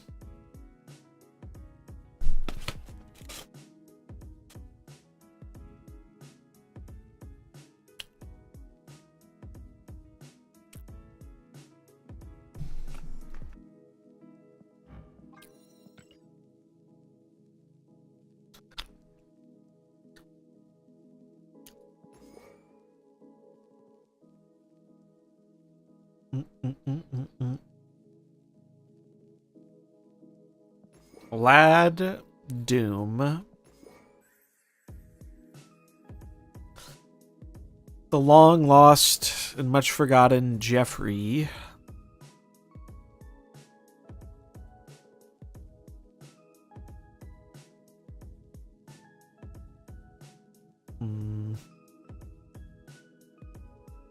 Bum, bum, bum.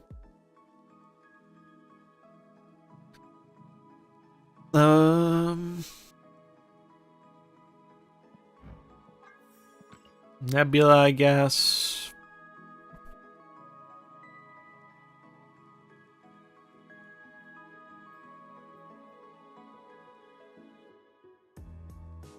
Maybe we try Daredevil.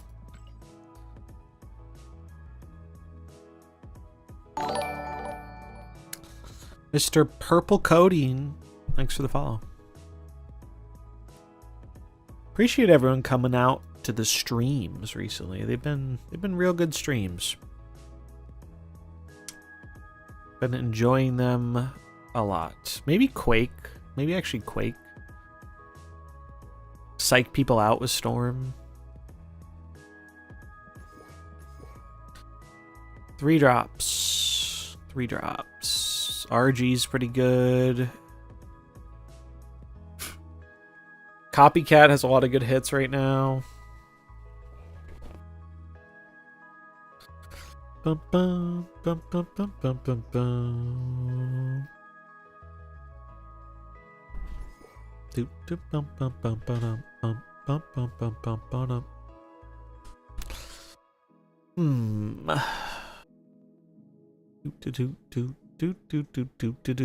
I guess I could put in Cage.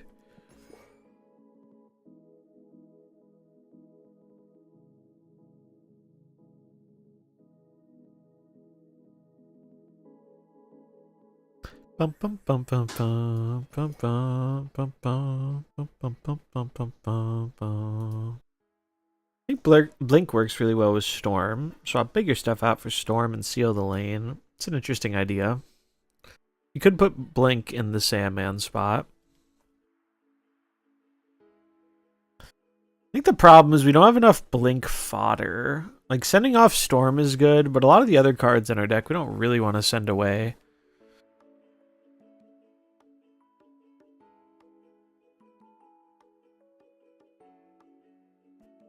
I think I'm going to try Sandman just because I want to try Sandman and see how it goes. It's possible Miss Marvel might be better than Iron Ladder Man Thing, but I just want to play a Zabu deck. Copium. Because that is what I believe this to be. I'm going to put in Daredevil, fuck it. We're going to put in Daredevil. I think Quake is probably better, but I never get to play with Daredevil, and Daredevil used to be one of my favorite cards. He might get the red border eventually. It looks clean. Bum bum bum bum bum bum bum bum bum. Did y'all use your borders yet from the event or from the login stuff? I still got all these borders. I don't know what to do with them.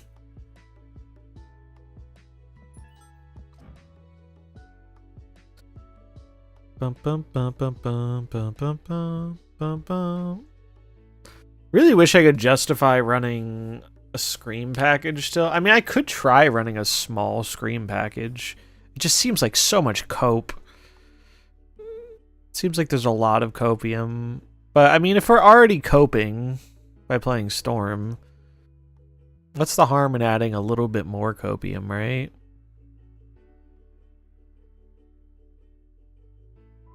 I'm going to try it like this first, and we'll see how it feels.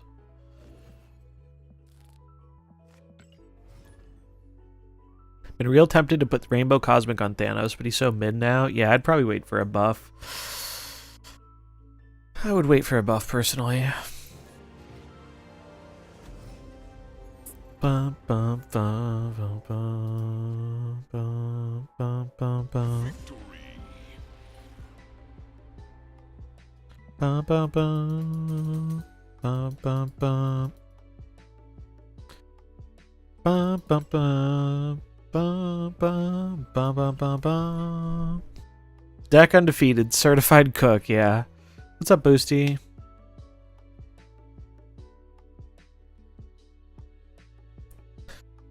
Bum, bum, bum, bum, bum. All right, we got Zabu. Let him cook. It's possible Psylocke should be one of our twos as well for more redundancy.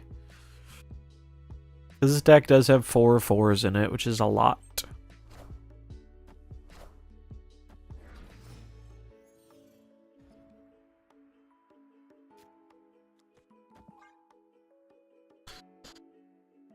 Bum, bum, bum.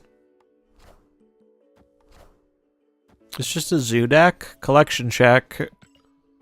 Under 1k. Jeez.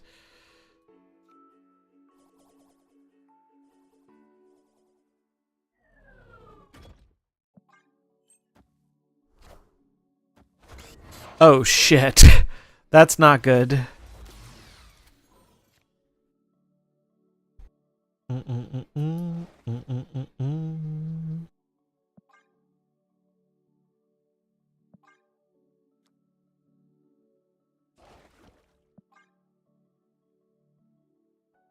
I have concerns. Oh, they're just playing a classic Patriot. Kind of based, if you ask me. Do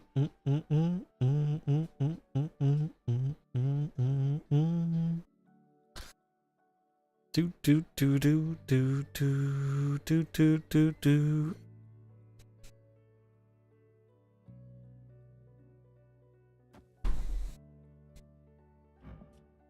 Oh, they're going in, dude. They're going in.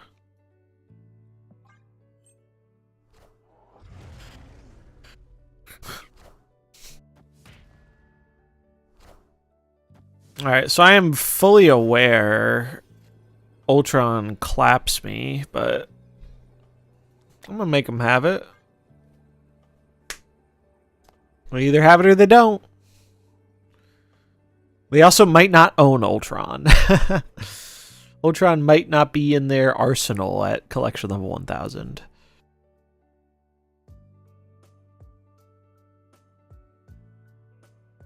That's probably copium talking, but...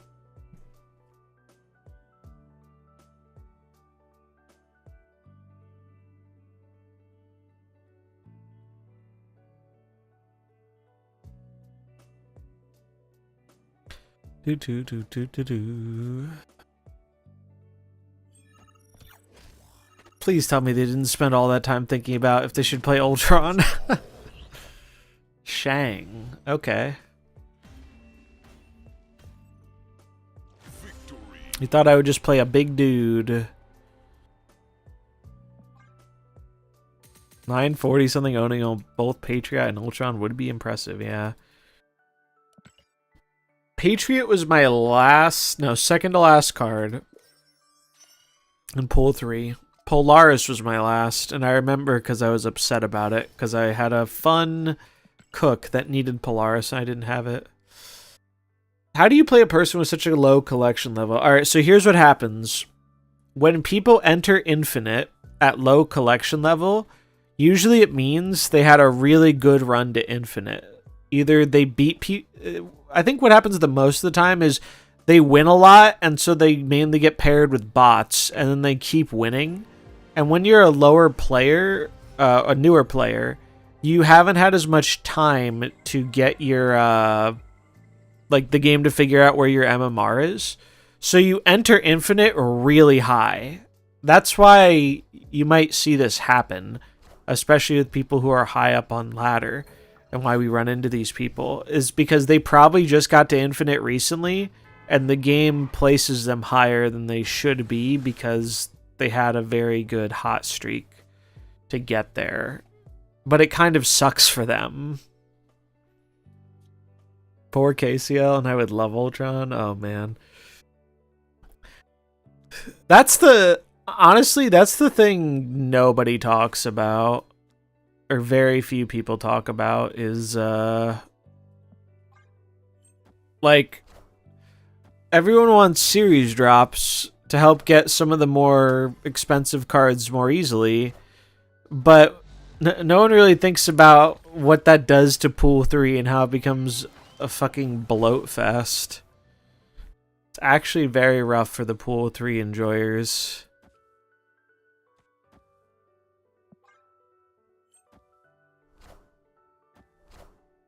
We're getting arshamed.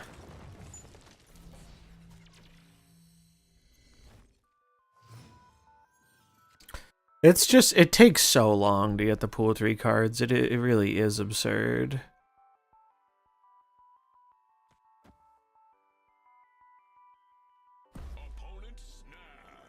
Should probably get rid of Cancun. Should probably leave this game is what I should do. I'm good on facing an Arsham drawing cards without a Morlock and having a Quinjet. Not interested. It was Storm Day, yeah. You missed the Storm rant. Storm, they killed her good. Bum, bum, bum, bum, bum.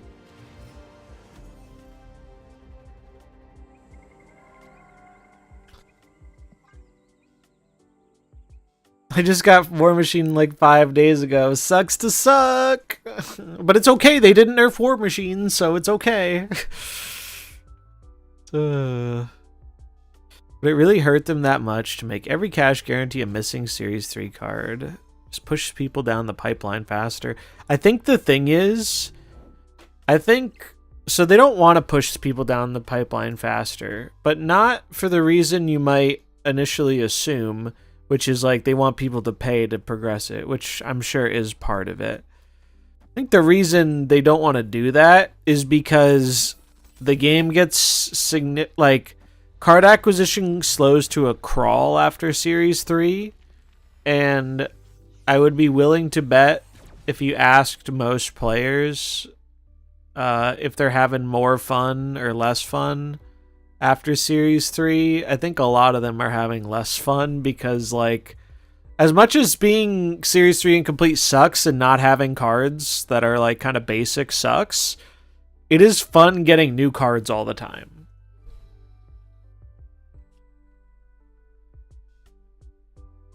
So it's a bit of a personal preference thing, but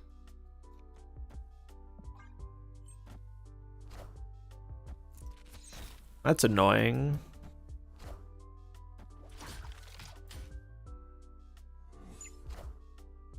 Wind, aid my hand. Aid my hand.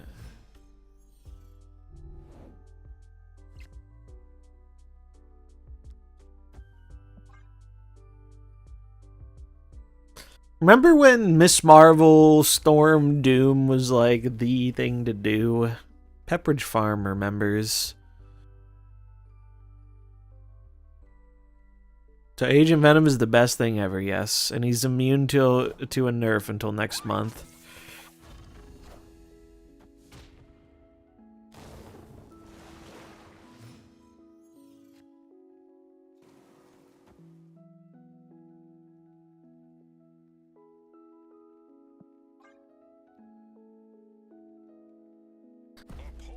Bum bum bum bum bum bum bum bum bum.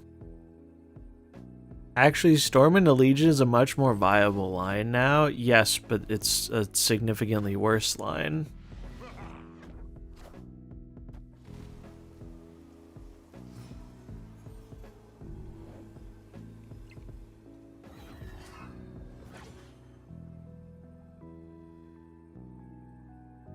Because you need to be ahead, and if you're playing Storm into Legion, you're putting, what, 3 turns of early game cards into your other lanes? I don't think you're winning those lanes. Wonder if this is good enough. Super Scroll will hit their own things and not hit my things. I can also Doom. Doom doesn't win me the left, though.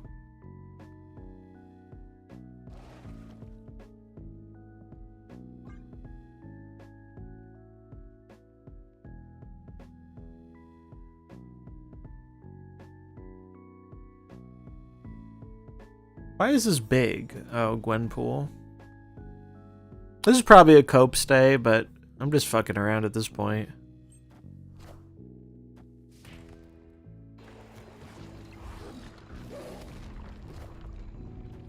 Definitely was a cope stay. Sheesh. How did they afford that? The kitty costs 2. The Sasquatch costs 4. No, it costs 5, right? They played 3 cards. They played 3 cards. So it costs 4 and this costs 2. Bummer. I'm still very confident that Super Scroll is some fucking flat earth technology, but it seems to work for some people. Doesn't change my opinion on the card or that it's cringe. But I understand why they're doing it. It's anecdotal, but I hear more people quitting during Series 3 than I do about hearing them quit after being Series 3. I could believe that. I'm sure a bunch of people quit out of frustration in Series 3. Whereas I think it's more of a slow drip. Also, if you make it all the way past Series 3, you're like more invested, so you're less likely to quit, I imagine.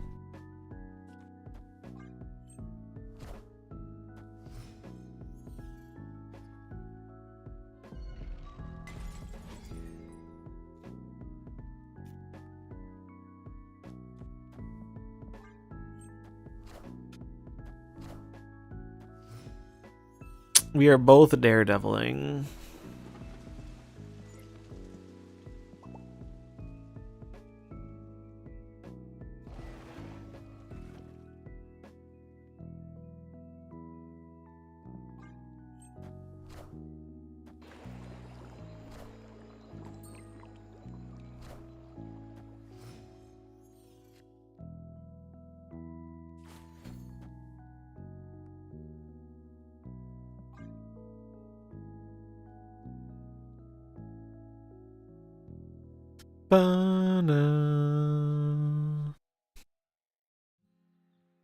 Wonder if they're gonna Supergiant me. It's a Darkhawk deck? Huh.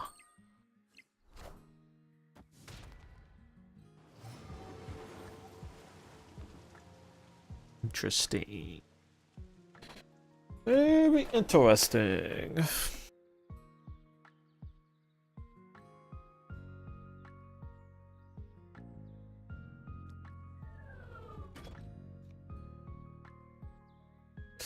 So, like, I can Sandman here. But then I can't win this lane unless I top deck Doom. Or Lad it. So I think I'd rather Lad Jeff.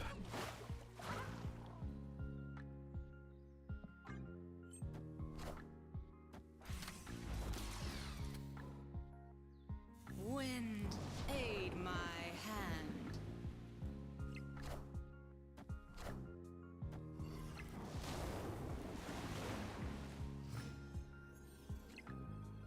Oh, I'm fucking dumb, dude. Jeff doesn't win me the left. Oh, shit. It's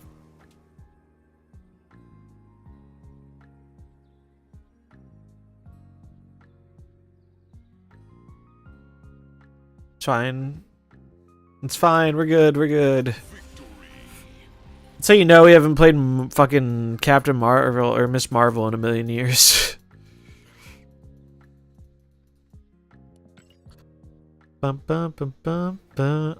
Also, they were like, we know Agent Venom will be great, so let's buff Shadow King by 1 power. Yeah. Most absolutely unneeded buff for the most powerful tech card.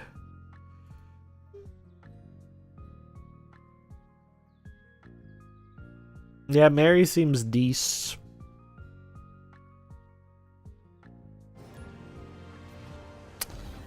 Stream Sniper, the one and only. That's a name. SMH, they're not even roping me, not a true Stream Sniper. They didn't commit to the bit.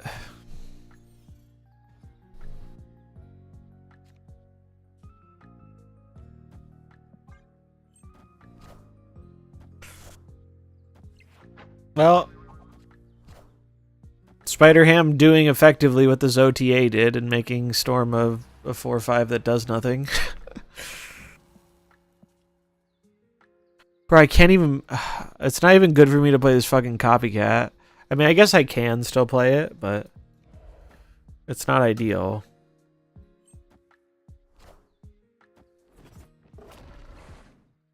Do do do do do do do do do do do do. That's a good top deck. It's a quite good top deck.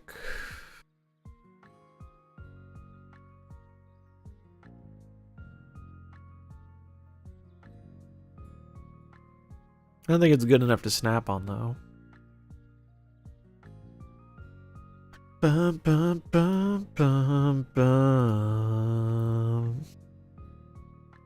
Bum bum bum bum.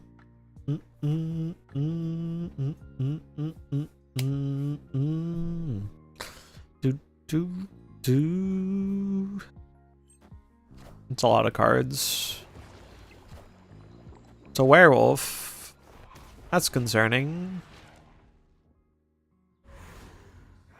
It just feels like we're in a very tech W meta. Like you play the Shang or the Shadow King, not Shang. Shang isn't actually very good in this meta. You play the Rogue, you play the Shadow King, you play the Killmonger, and you just win for free, or you get farmed by the many points.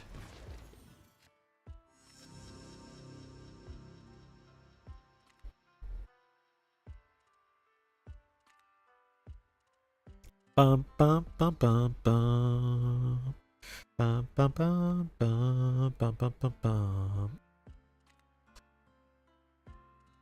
Do do do do do do do do. Demon Rocket Toxin. Yikes. It's not ideal.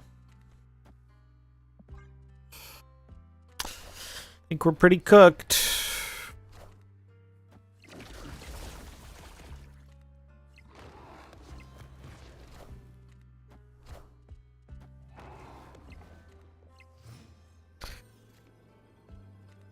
Yep.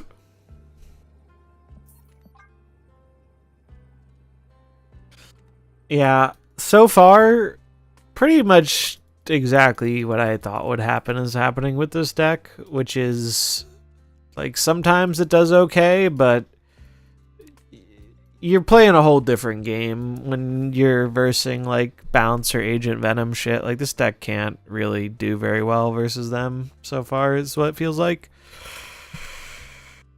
Which is unfortunate, but not overly surprising. It's like, it feels like if you're seeing a lot of these type of decks, you just have to either play it yourself or you play tech to kill it. Which is what I should be doing. Yeah, it can't go tall enough to beat Bounce. Like, you're hoping the Sandman helps slow them down, but it's not. I don't think it's good enough.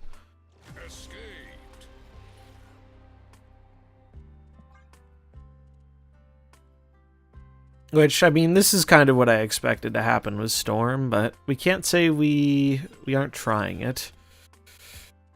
Doesn't feel great, though. Bum-ba-dum-ba-dum. Like, I think I would rather play a deck with tech cards.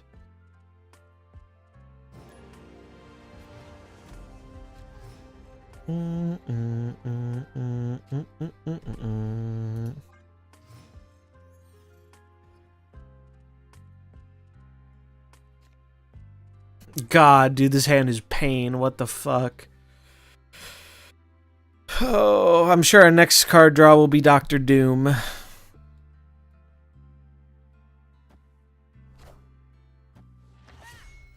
Mm-mm-mm-mm-mm.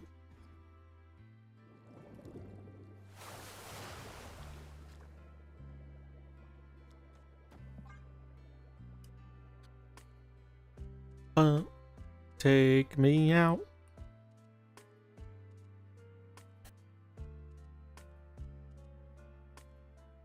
Do do do do do do do do do.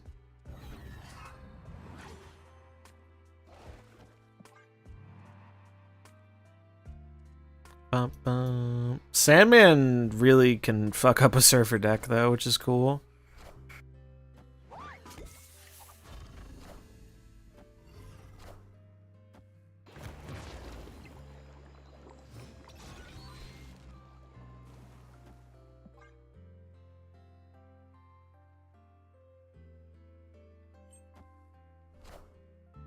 Oh shit, it's not surfer.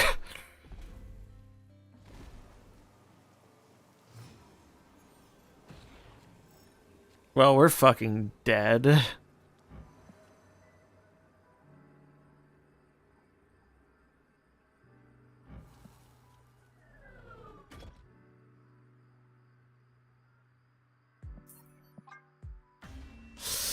Supergiant probably is a good call right now. I should revisit Supergiant. I love Supergiant. It's a card I am very fond of. Running Ham and Shadow Keymind, probably a good call. Do I still have my Supergiant deck?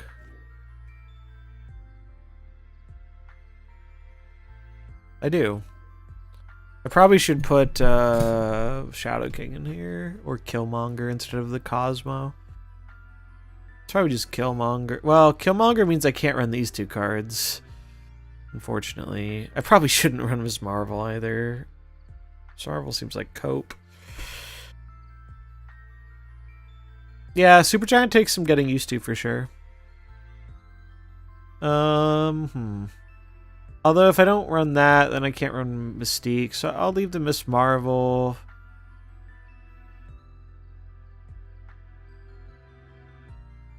I guess I'll just put in Shadow King.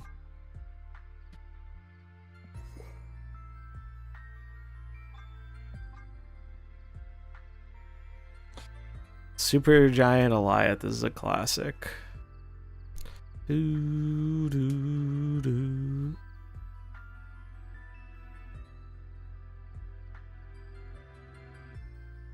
What was the card I took out? I took out a 3-drop, right?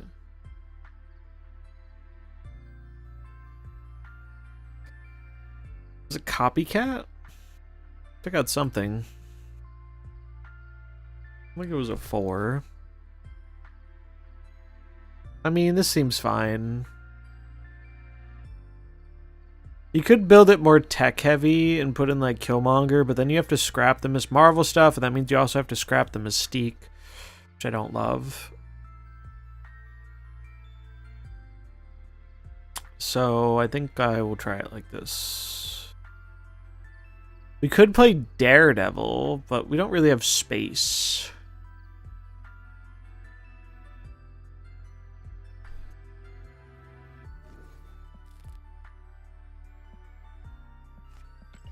Sun in the moonlight. Everybody's feeling warm and bright. Natural sight. In the moonlight.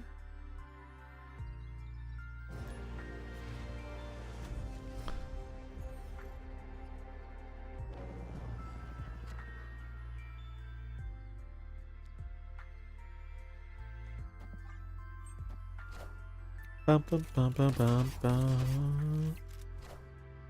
Hey man, I'm cool.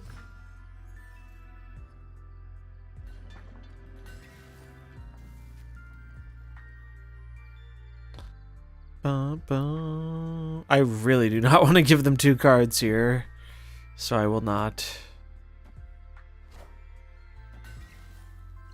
Ravona, that's a card I haven't seen in a while.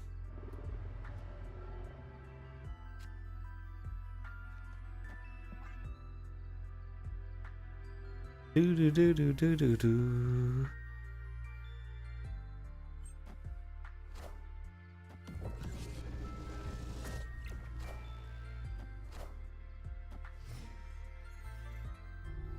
Do do do do do do do.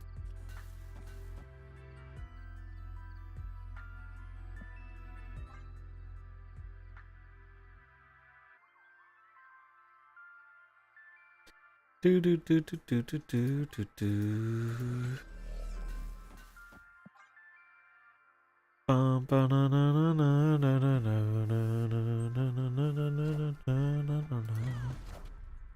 Love the Negasonic, it's great. They just fed Havoc to it.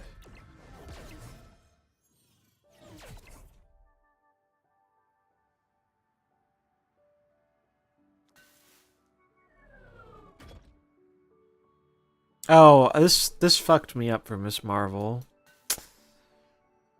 That's fine. We'll just hit Ronin and it won't matter. Surely.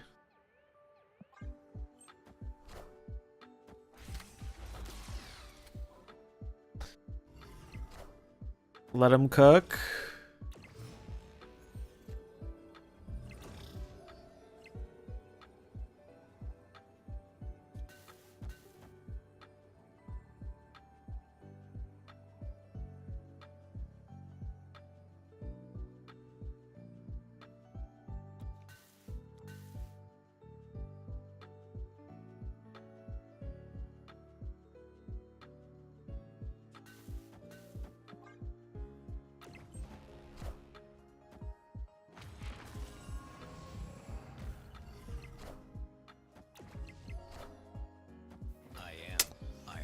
Oh, we're cooked. I am Iron Man. I guess this is what you do if you don't own Agent Venom, right? You just play Ravonna.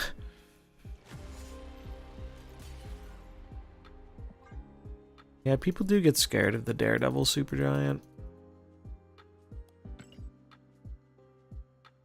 Unfortunately, they played most of their cards out, so the Ronin wasn't that big that game.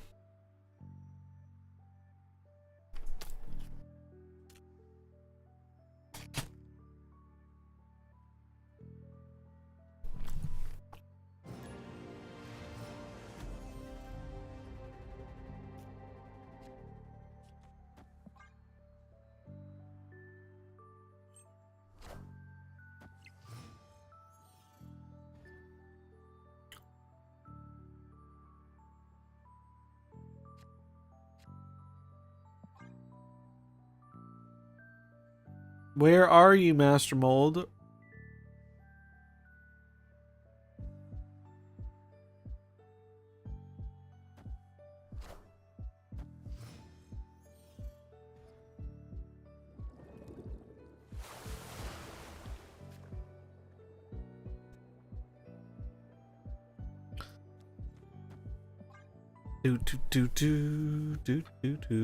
Oh, that's a good idea, using the Orange Cosmic on Negasonic. I like that idea.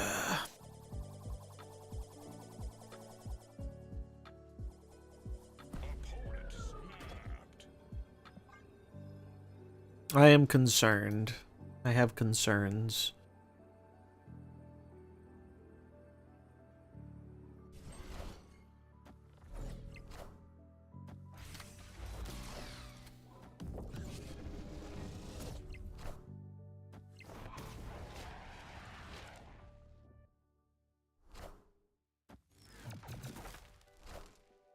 I found the rock.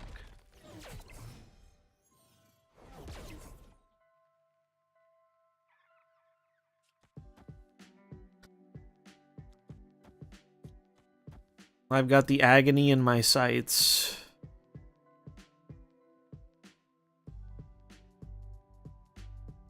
Or is it better to play Ronin here?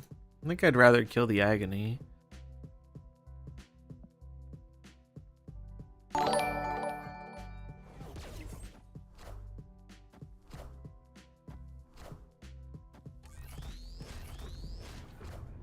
Misery, not agony. I'm mixing up the names.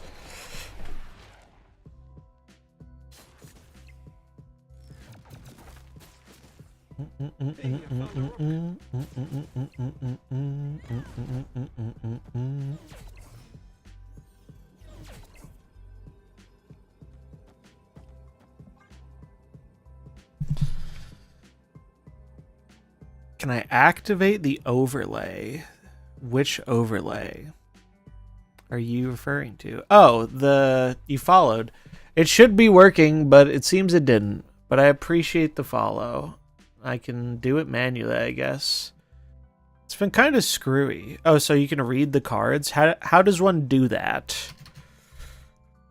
Do you know how to do that? Is there like a toggle for that? I have... Are you saying all symbiotes look alike, clearly? Let me see if I can add it. Let's see. I think it's untapped. Untapped. Stream overlay. Marvel snap. How does this work? Stream overlay.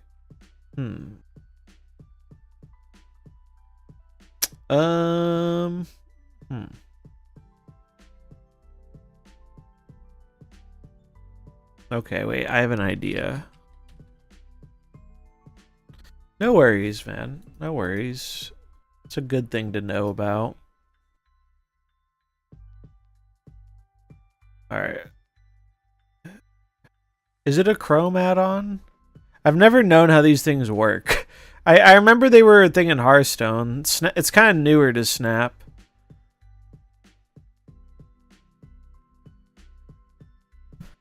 Untapped stream for viewers. Let's see.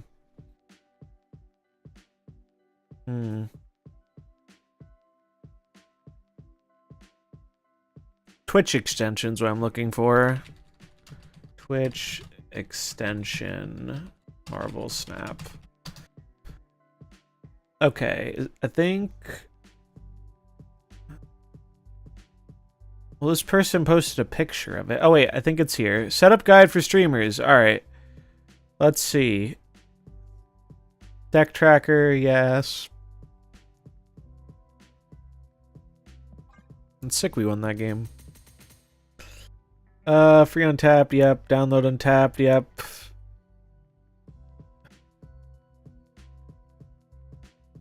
Ah. I think I found it. Extensions. Wait, where? Extensions. Untapped. Untapped. Okay. Activate. Wait, insert my extension key. Hold on. Alright, get that. Do that. Install. Configure. Okay, I just need to do it in my Untapped. Alright. We've almost got it figured out. Snap. Or maybe it's just here. Connect. Go to General. Set up Twitch extension. Copy. Okay. Enter.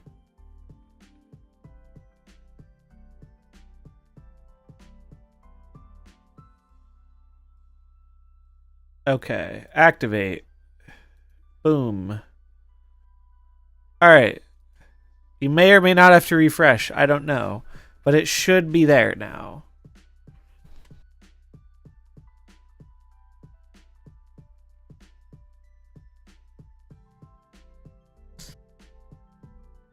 Bum bum bum bum bum bum.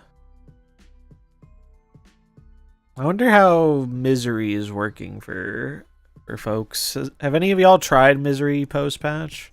I think a lot of people are deflated because of the Rockslide nerf. I haven't tried it myself.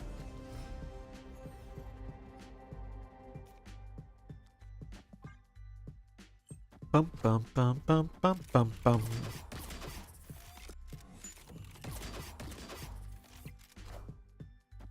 I guess people aren't trying it though. I'm cool.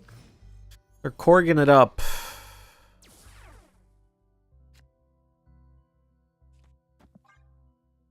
Hey. Nice, it's working. Glad to hear it. Ooh, Thena. Thena. Oh, that's so bad. I'm legit just gonna do this, I think. Maybe I'm supposed to hold. I'm never winning the middle anyway. Yeah.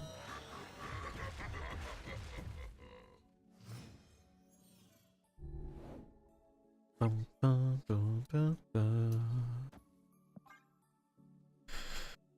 Bum, bum, bum.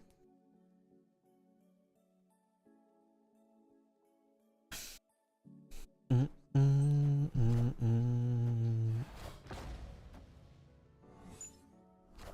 Bum, bum.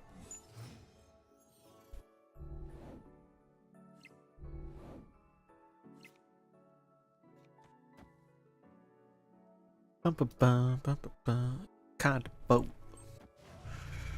So that's a Darkhawk for sure. Ooh, wait. We can do the funny thing. Kill the Darkhawk. They'll still get another copy though, won't they? So it might just be better to do this.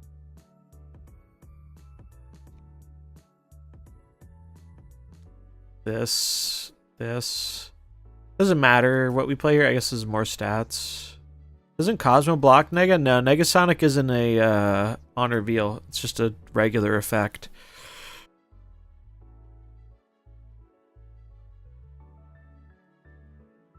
Yeah, I think this is it. Cause like sniping the Darkhawk's cool, but they still get a second Darkhawk, so we need as much power as we can get on the right, and this lets us do that. All right, we're dead. All right.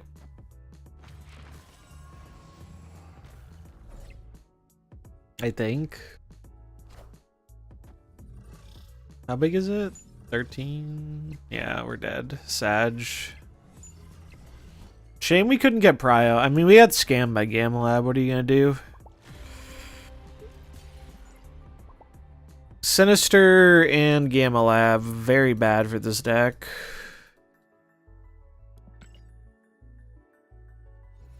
Not what you want to see.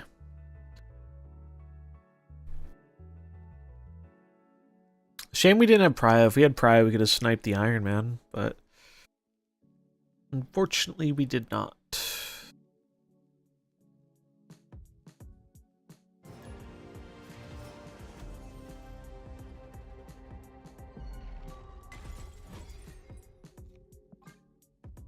Bum, bum, bum, bum. Bum, bum, bum, bum, bum, bum, bum, bum, bum.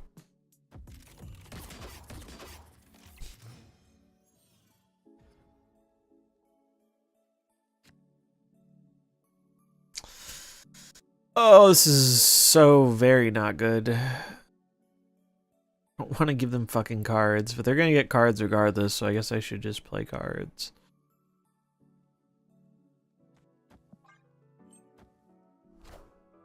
White Widow, interesting. Yeah, instead of rocks, now it's Widow's Bites. Interesting, with armor.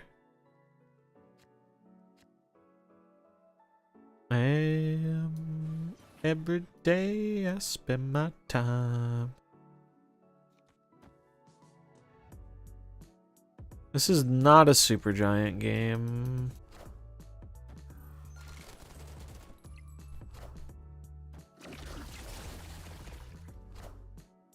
Actually, it might be. I was gonna say, I mean, Ronin is so big on the right. I think I have to.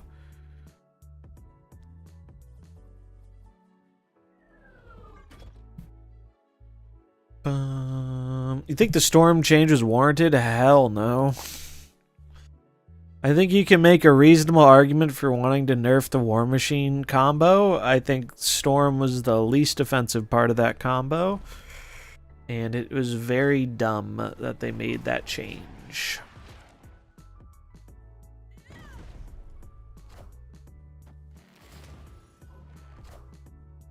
What's up, Join the Resistance?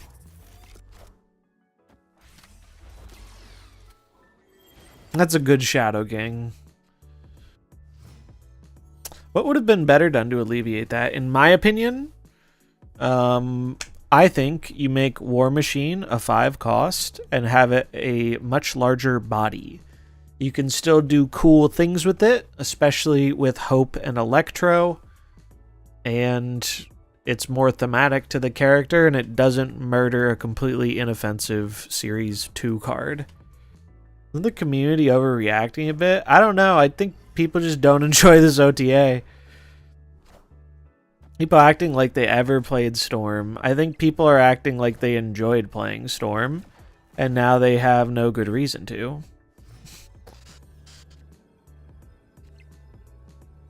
I liked playing Storm, and now I think playing Storm is bad. And I think they could have accomplished the goal of the change without murdering a card a lot of people like. Even if the card isn't as relevant as it was however long ago, right? I think it's less about the card being like relevant in the meta, more about people just not liking them nuking a card that's been around for a long time that people like.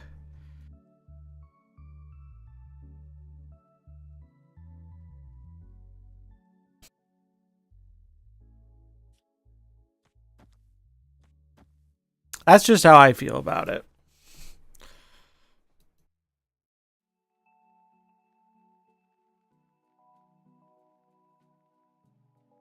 I think this is what I do.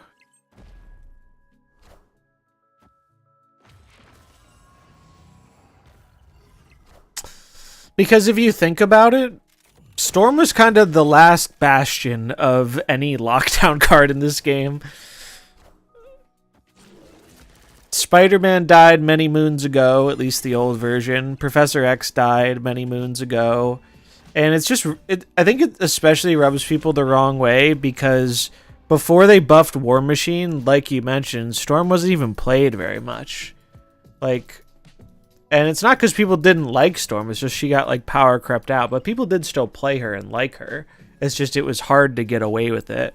And then the War Machine buff enabled, I like Lockdown, and I think the War Machine buff just enabled a very boring form of Lockdown, where it was significantly less interesting, and it just sucks to see them remove a card that was like fun and interesting to play, even if it wasn't super meta, because they want to leave War Machine the way it is, when, in my opinion, War Machine is boring as shit. I think War Machine is an incredibly boring card, and I would have much rather it be... And I think it's also easier to adjust War Machine and keep him playable than it is to adjust Storm and keep her playable. Especially in a patch where you're buffing Electro. If you're buffing Electro, just make him 5 and make him bigger. You can still do cool stuff. You can play him on 4. You can still do Ebony Maw and Infinite on the final turn with the Electro mana. You get around Electro's restriction. Like, that would have made me more interested to try something. Whereas I tried a Storm deck after the patch and it felt like dog shit. Now it's like, alright, I know not to play Storm anymore. And I hate when patches do that. I hate when patches take stuff away and aren't really doing much to make me want to try new stuff instead. It's like one of my least favorite things.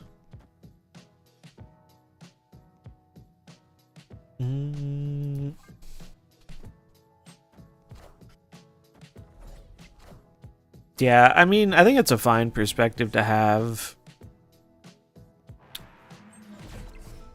Gotten burned by them too many times. Yeah, I think a lot of people feel that way. It does get tiring. Yes, but we're running out of things to play. I agree. It's like they they're simplifying the game by reducing archetype variety. And it just makes me want to play the game less. And so I do. I play the game significantly less than I used to. It's kind of unfortunate, but it is what it is.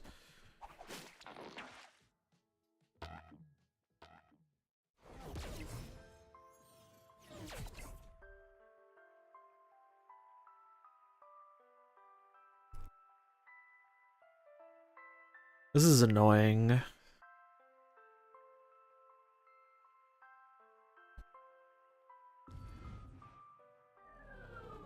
I don't think we play the Zabu because I want to have the Zabu be able to eat the Vormir hit. There's an argument for doing that to play around Magneto, though. Doesn't... Let's say I hit Miss Marvel. Miss Marvel's a good hit. Ronan's a good hit. Most of these are pretty good hits.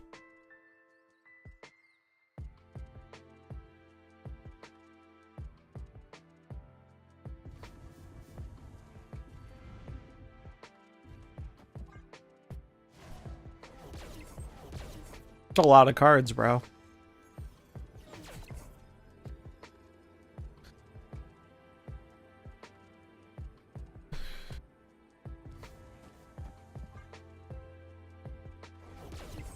You know that's Magneto, and he's about to get fucking boomed. About to hit him with the fucking vine boom. Oh, it's Arrow. Well, that feels more bad to do, because Arrow's based, but... sometimes you gotta do what you gotta do. Betray the Bay. Greatest in the world.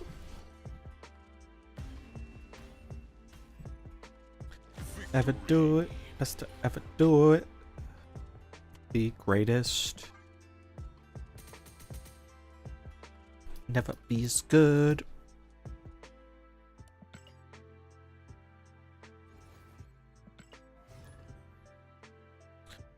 Bum, bum, bum, bum, bum, bum, bum. Bum, bum, bum, bum. Bum, bum, bum, bum, bum, bum, bum. On the plus side, though, there are a lot of other quite fun games to play right now. Thoughts on the Collector's Vault? My TLDR is the Collector's Vault is a, I think, a good feature that is not nearly as optimized as it should be to help people get the things that they want.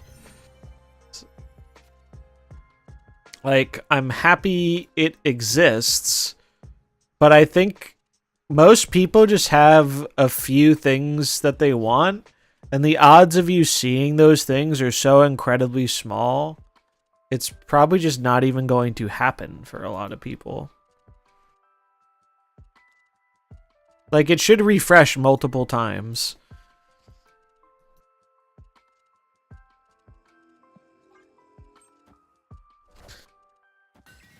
Oh. That's so bad, dude. That's so bad.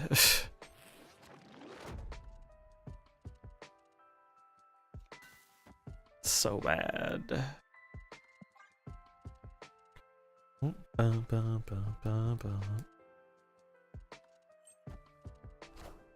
We're gonna bounce. No. Dude, I don't even put any fucking things in their hand. I think I'm just out of here. We'll see what we draw. Maybe if we get SG.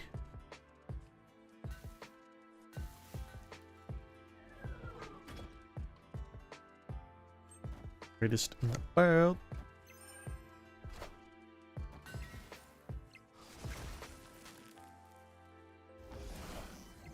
Feel like the greatest. They really have to double the price of the variant on top? They're not all double, right? What's the lowest one? The lowest one's only a little more, right? I don't really have an opinion on the price, to be honest, but that's because I, like, don't plan to really engage with the feature. So the price doesn't bother me because I probably wasn't engaging with it regardless of the price. I think it's fair to think it's overpriced, though.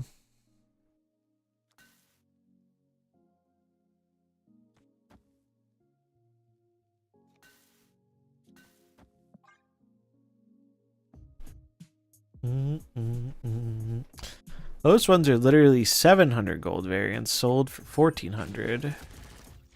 Are they 700 though? Weren't most of the bundles worth more? I mean, I know there are a few that were very cheap. Like the Arrow one was like $5.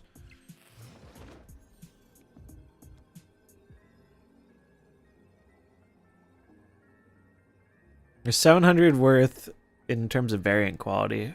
Well, that's always going to be subjective, right? I mean, the whole thing is very subjective, I think, right? Art is always going to be subjective. Yeah, we're not winning this game.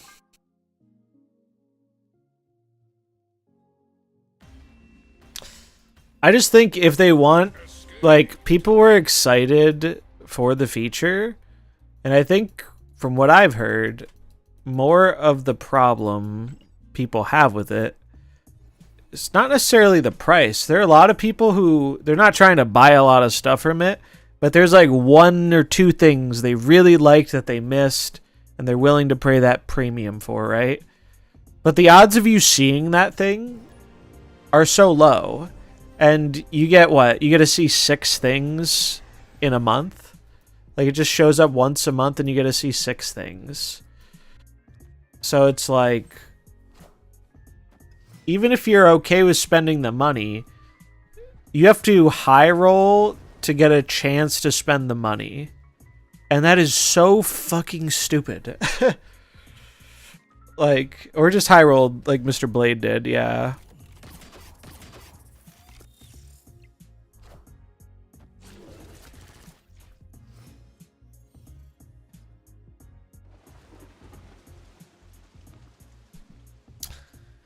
I'm gonna let you guys in on a secret. I'm a little over-facing Agent Venom every game. Great OTA.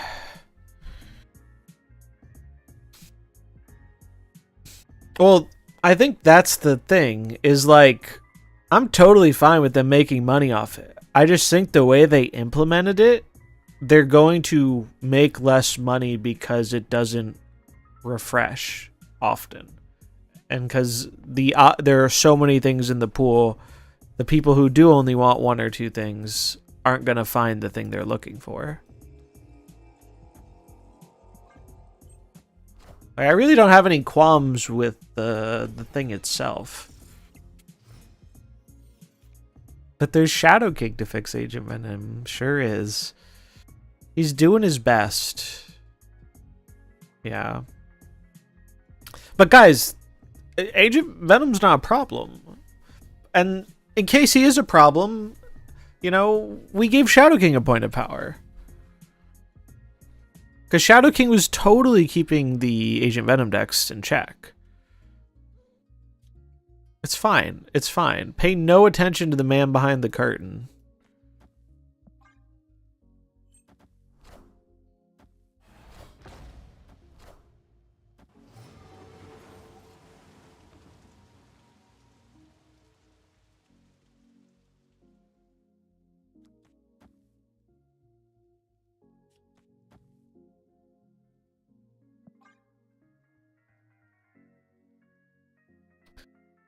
Agent Venom is a problem in 2 weeks, yes. Exactly. It's probably more than 2 weeks too, isn't it? Because, well, I don't know what their OTA schedule is. Are there any variants that you'd like to purchase? No, there are not.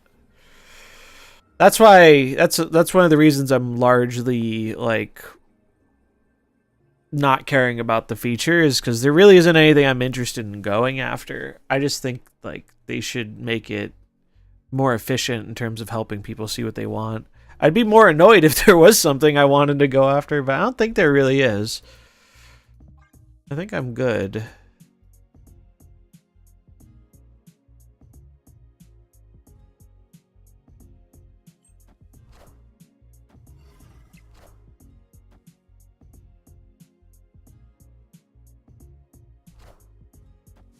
November 12th is the next patch. Oof. So got a little while to go there. Oh, fuck off, dude. I'm so over it, dude. You know it's bad when even the fucking Tech W Shadow King deck is running Agent Venom. Like, holy fuck, dude. I think running Shang is not it right now, though. I'm genuinely surprised to see that. I mean, I'm sure they're just like Sarah Control, but even when I play Sarah Control, I don't run Shang right now. Only a few decks have things that are actually going tall via high number, and most of those decks run Cosmo. Not us, though. Actually, yeah, Cosmo is the card I cut from this deck. I think Anti-Venom has a lot of potential. The Shadow King buff reminds me of when they made Enchantress a 4/6. Like, power isn't the issue. It's just the tech card can't handle what the meta's doing. Yeah, 100%. Shadow King is a really, really good tech card. I would argue Shadow King is probably the strongest tech card in the game. But Agent Venom is a stronger card that is naturally a bit resilient to tech because, you know, you're only Shadow King in one lane, right? I want Anti-Venom to be bad so bad. If that's good, I'll be very annoyed. I think it's going to be good. The question to me is more, is it immediately good or does it become good after, like, Agent Venom gets nerfed? And I don't know the answer to that.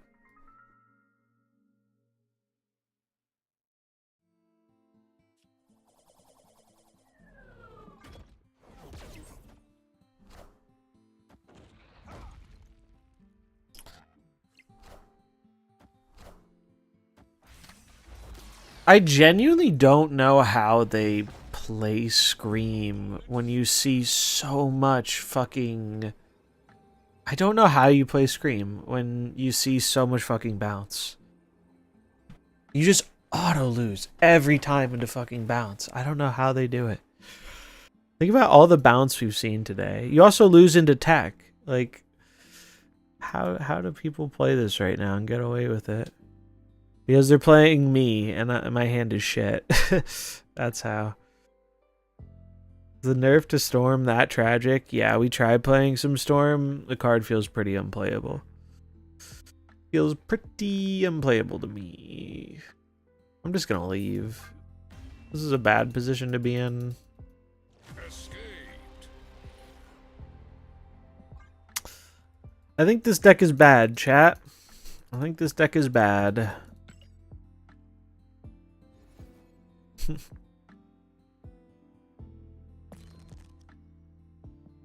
I tried playing some Storm earlier. It was real bad. I'll do a game or two of this, I guess. Even though I know I'm going to run into bounce and then immediately get tilted.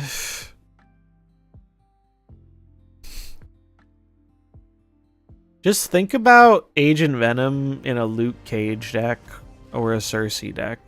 It just seems very good, right? Time to run Sarah Control. Sarah Control seems quite good right now. I would agree. Agent Venom Sarah Control. Because why not?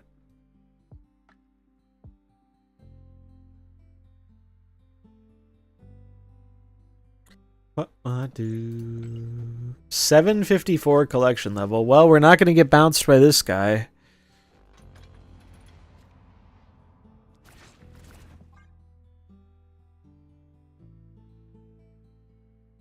It's okay, I'm going to single-handedly bring Anti-Venom's win rate down next week and dissuade people from buying it.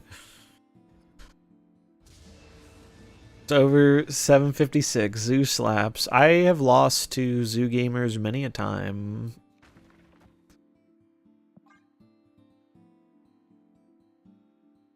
Although, yeah, I think this might be ongoing.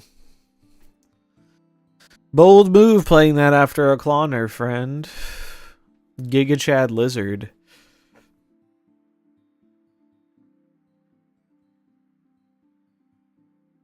Off day. Dream of you. That is actually incredibly annoying.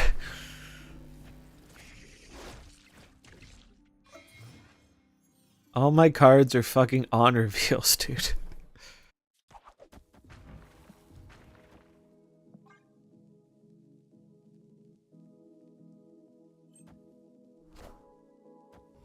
Ha! Fuck off!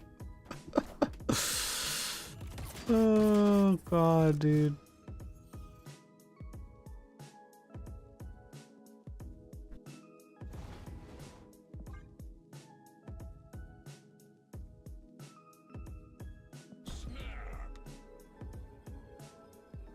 Seaball mid. My plan is to kingpin right and jug them.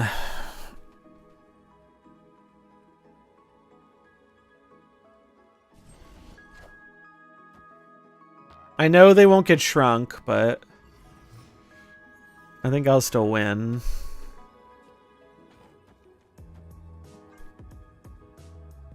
It would be really funny if I got fucking Eliath here.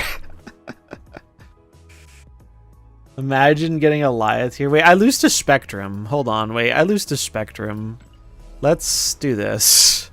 Let's do this.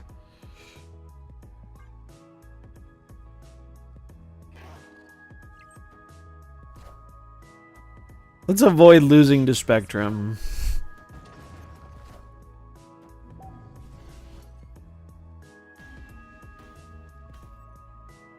Imagine they hit me with the claw. In my defense, I'm operating off of like 4 hours of sleep, so any win is truly a miracle.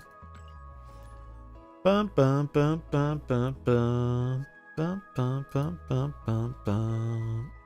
We're just vibing.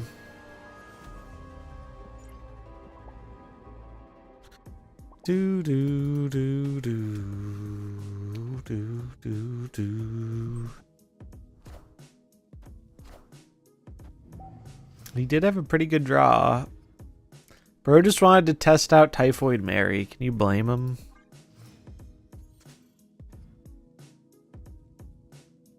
That's kind of cool.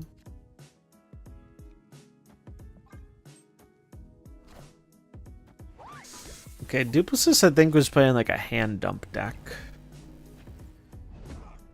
Apparently this is one of the highest win rate decks in the game. Do you think it's good? The one I'm playing? Really? Because my gut reaction is not really. I think it's not great into the meta we're in right now.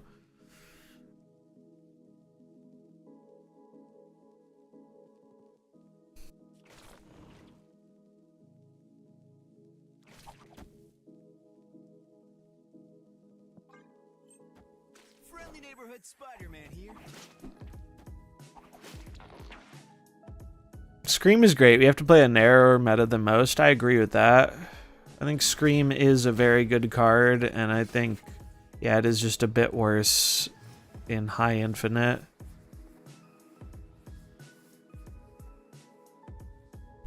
Because High Infinite, people really love playing Bounce or Tech.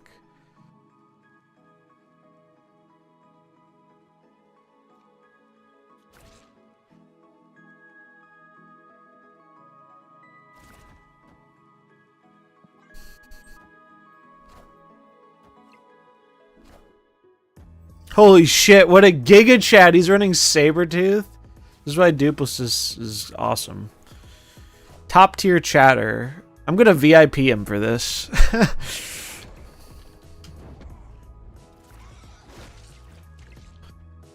I haven't seen someone play a Sabretooth. Maybe ever.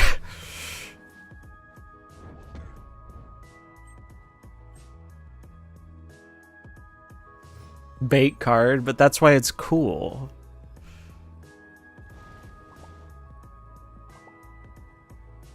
GG.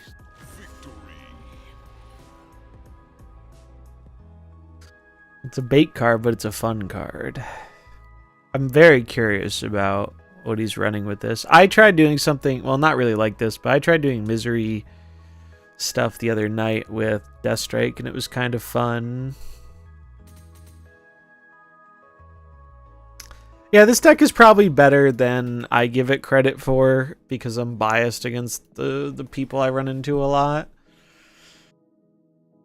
I just hate feeling powerless versus bounce. It's a really bad feeling. It tilts me. This, I believe, is a mirror.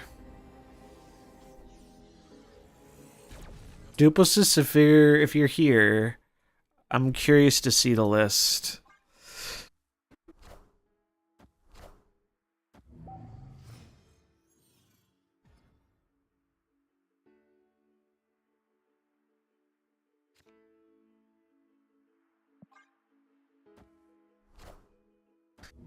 Damn, we got a Kingpin enjoyer. Sheesh.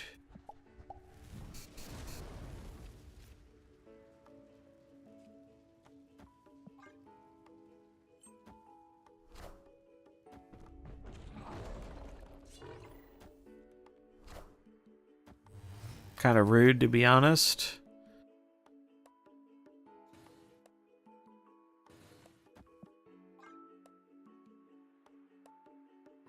Bounce is boring. I agree.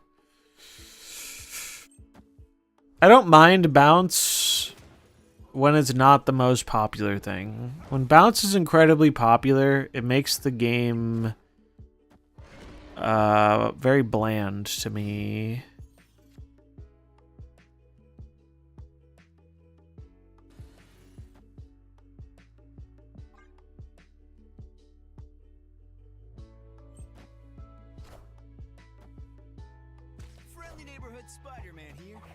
That's a big Spidey. Why'd you have to grab my Stagron, dude? It's rude. I disapprove of your antics.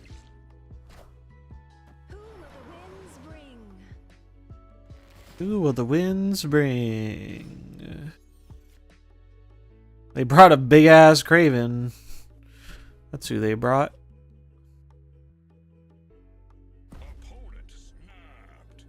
I mean, I do have Cannonball Craven.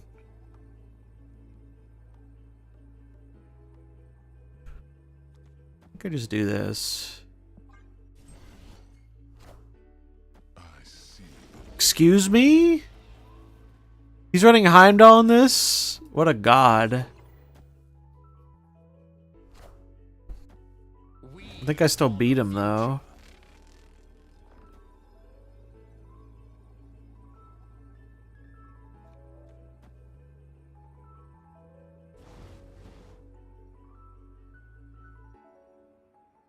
Like, what do they have left for stats? Oh, they could arrow me. There's no shot they're running arrow. How do you fit all this? There's no way. Do we know they're running arrow, actually? Yeah, fuck it. Could go... Yeah, it's just this. Fuck, they are running arrow. God damn it. We're dead.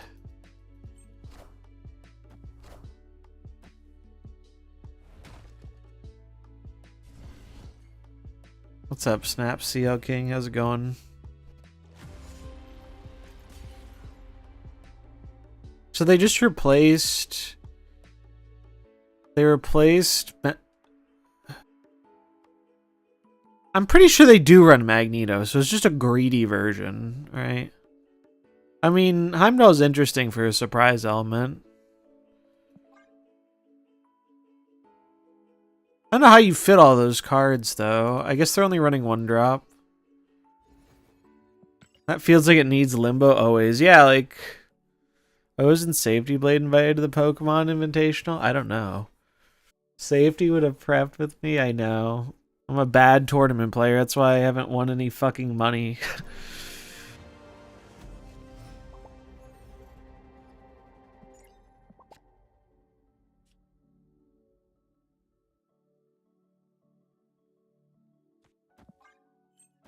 My kid, I don't. I should prepare better for the things that have opportunities to get me money. Although, to be fair, I don't think there's any money in this one. It's just a fun thing. So I am less concerned. The only jank I subscribe to is Lapras. No Venusaur cope in this house. Melmetal believers rise up. Should I bring Melmetal?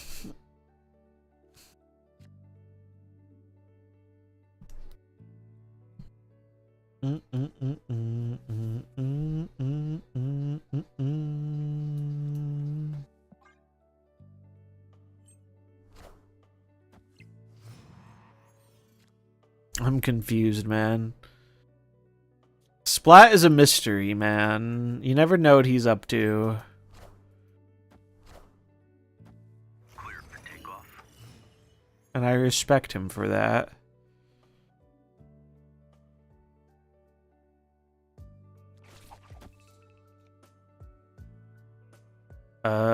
Is it just this?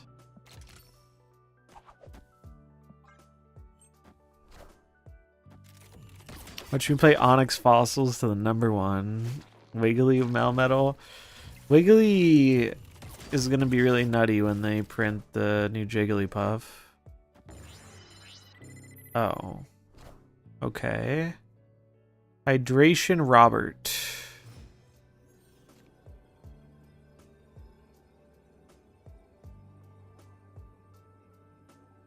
I do not want to get Galactus, and I feel like I might.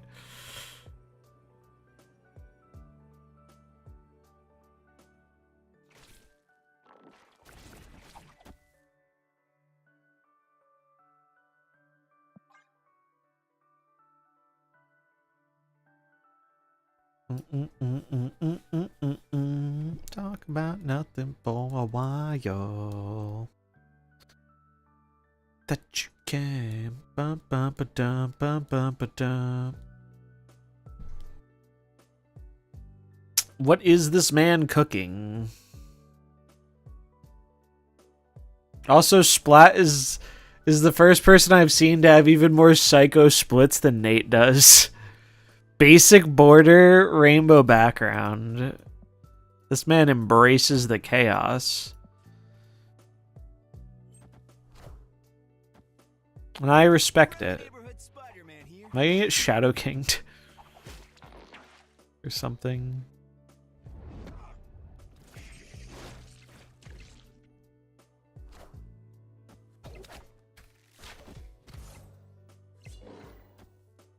That could be problematic.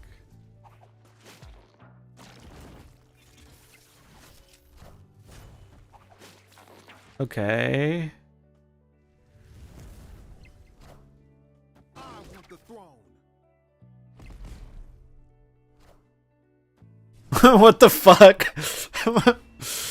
What the fuck? Oh, I see. I see. The Human Torch was supposed to be big. He was combining the symbiote. What's up, Splat? I was just telling the people, you're always a wild card. You never know what's going on in Splat's kitchen. Yeah, it should have been a 4 cost. And then it would have been glorious. But Spider-Man... It's fitting to deny Symbiote Spider-Man with another Symbiote Spider-Man, right? Yeah. Well, if it makes you feel better, I too have been staying in games I have no business staying in. As long as it's for 2 cubes, I don't give a fuck.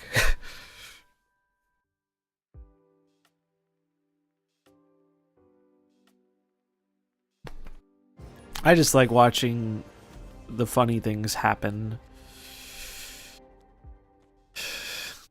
GG, man. Always like seeing your cooks. Keep us on our toes.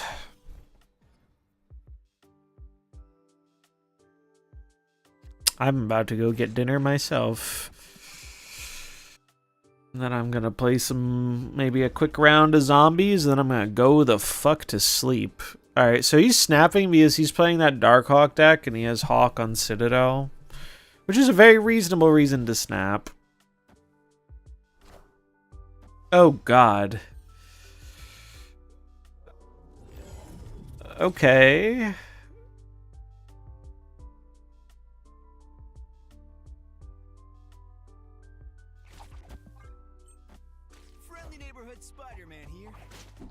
Was hoping it would go right, but oh well. Oh, he's playing Daredevil? Wait, what the fuck? Did he switch? Is he playing Galactus now or something? Do, do, do, do, do, do. I'm scared I'm gonna get clogged, dude. I don't want to get clogged. Don't clog me, sir. Might just do this.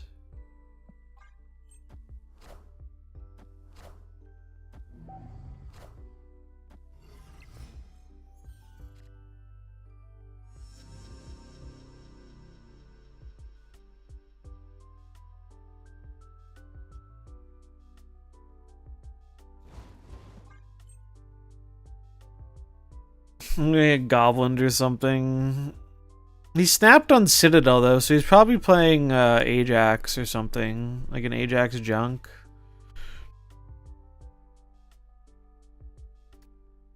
Nice to see people cooking though. At least some people are excited by the OTA changes, I guess. Yep, we fucked.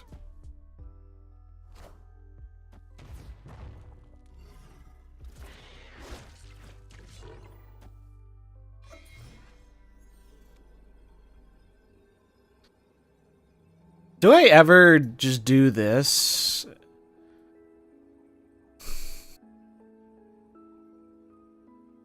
It's so obviously Galactus, isn't it? Why the fuck is there a Luke Cage here? That's what I want to know. Yeah, whatever. I want to see what he's playing. I'm aware I'm probably not going to win this game. Oh, wait, it pulls the Goblin? Oh, that's crazy. That's crazy, dude.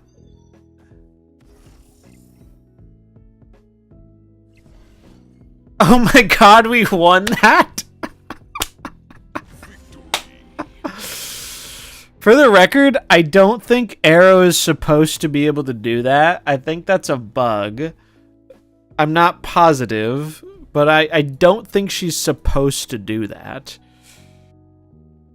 I'm gonna pretend like this was some big fucking 5-head strategy, but not a bug. I mean, maybe it's not. I have no idea. I just remember Arrow has had some weird things. Like, she used to be able to pull unflipped Kitty after she got patched, and that was a bug.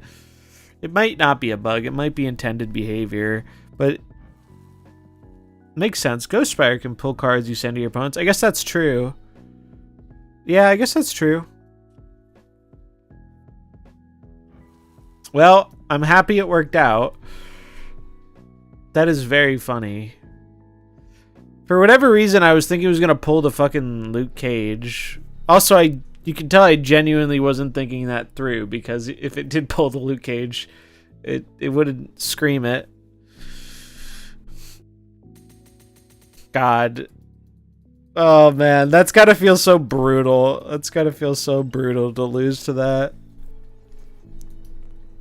Arrow supremacy. All right, I think I'm going to end it there. Like, I'm not going to get a better game than that. I want to end on a high note, dude. I'm going to end on a high note. I don't think we're getting a better game than that. Let's see. 2-bit streaming. Who's streaming tonight? Many people are streaming.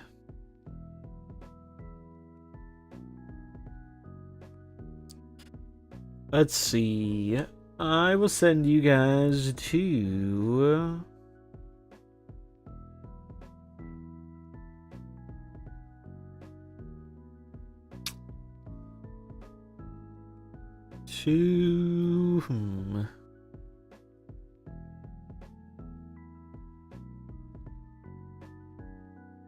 I'll send you guys to Gregor, because I know he's trying to get partner. So we'll help him out with that.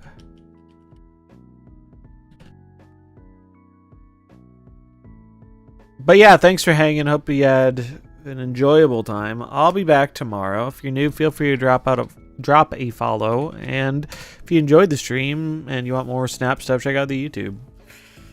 Yeah, I'll be back tomorrow. doing some Snap tomorrow, but honestly, tomorrow's going to be a lighter Snap day, I think. Maybe I'll get my Pokemon practice in.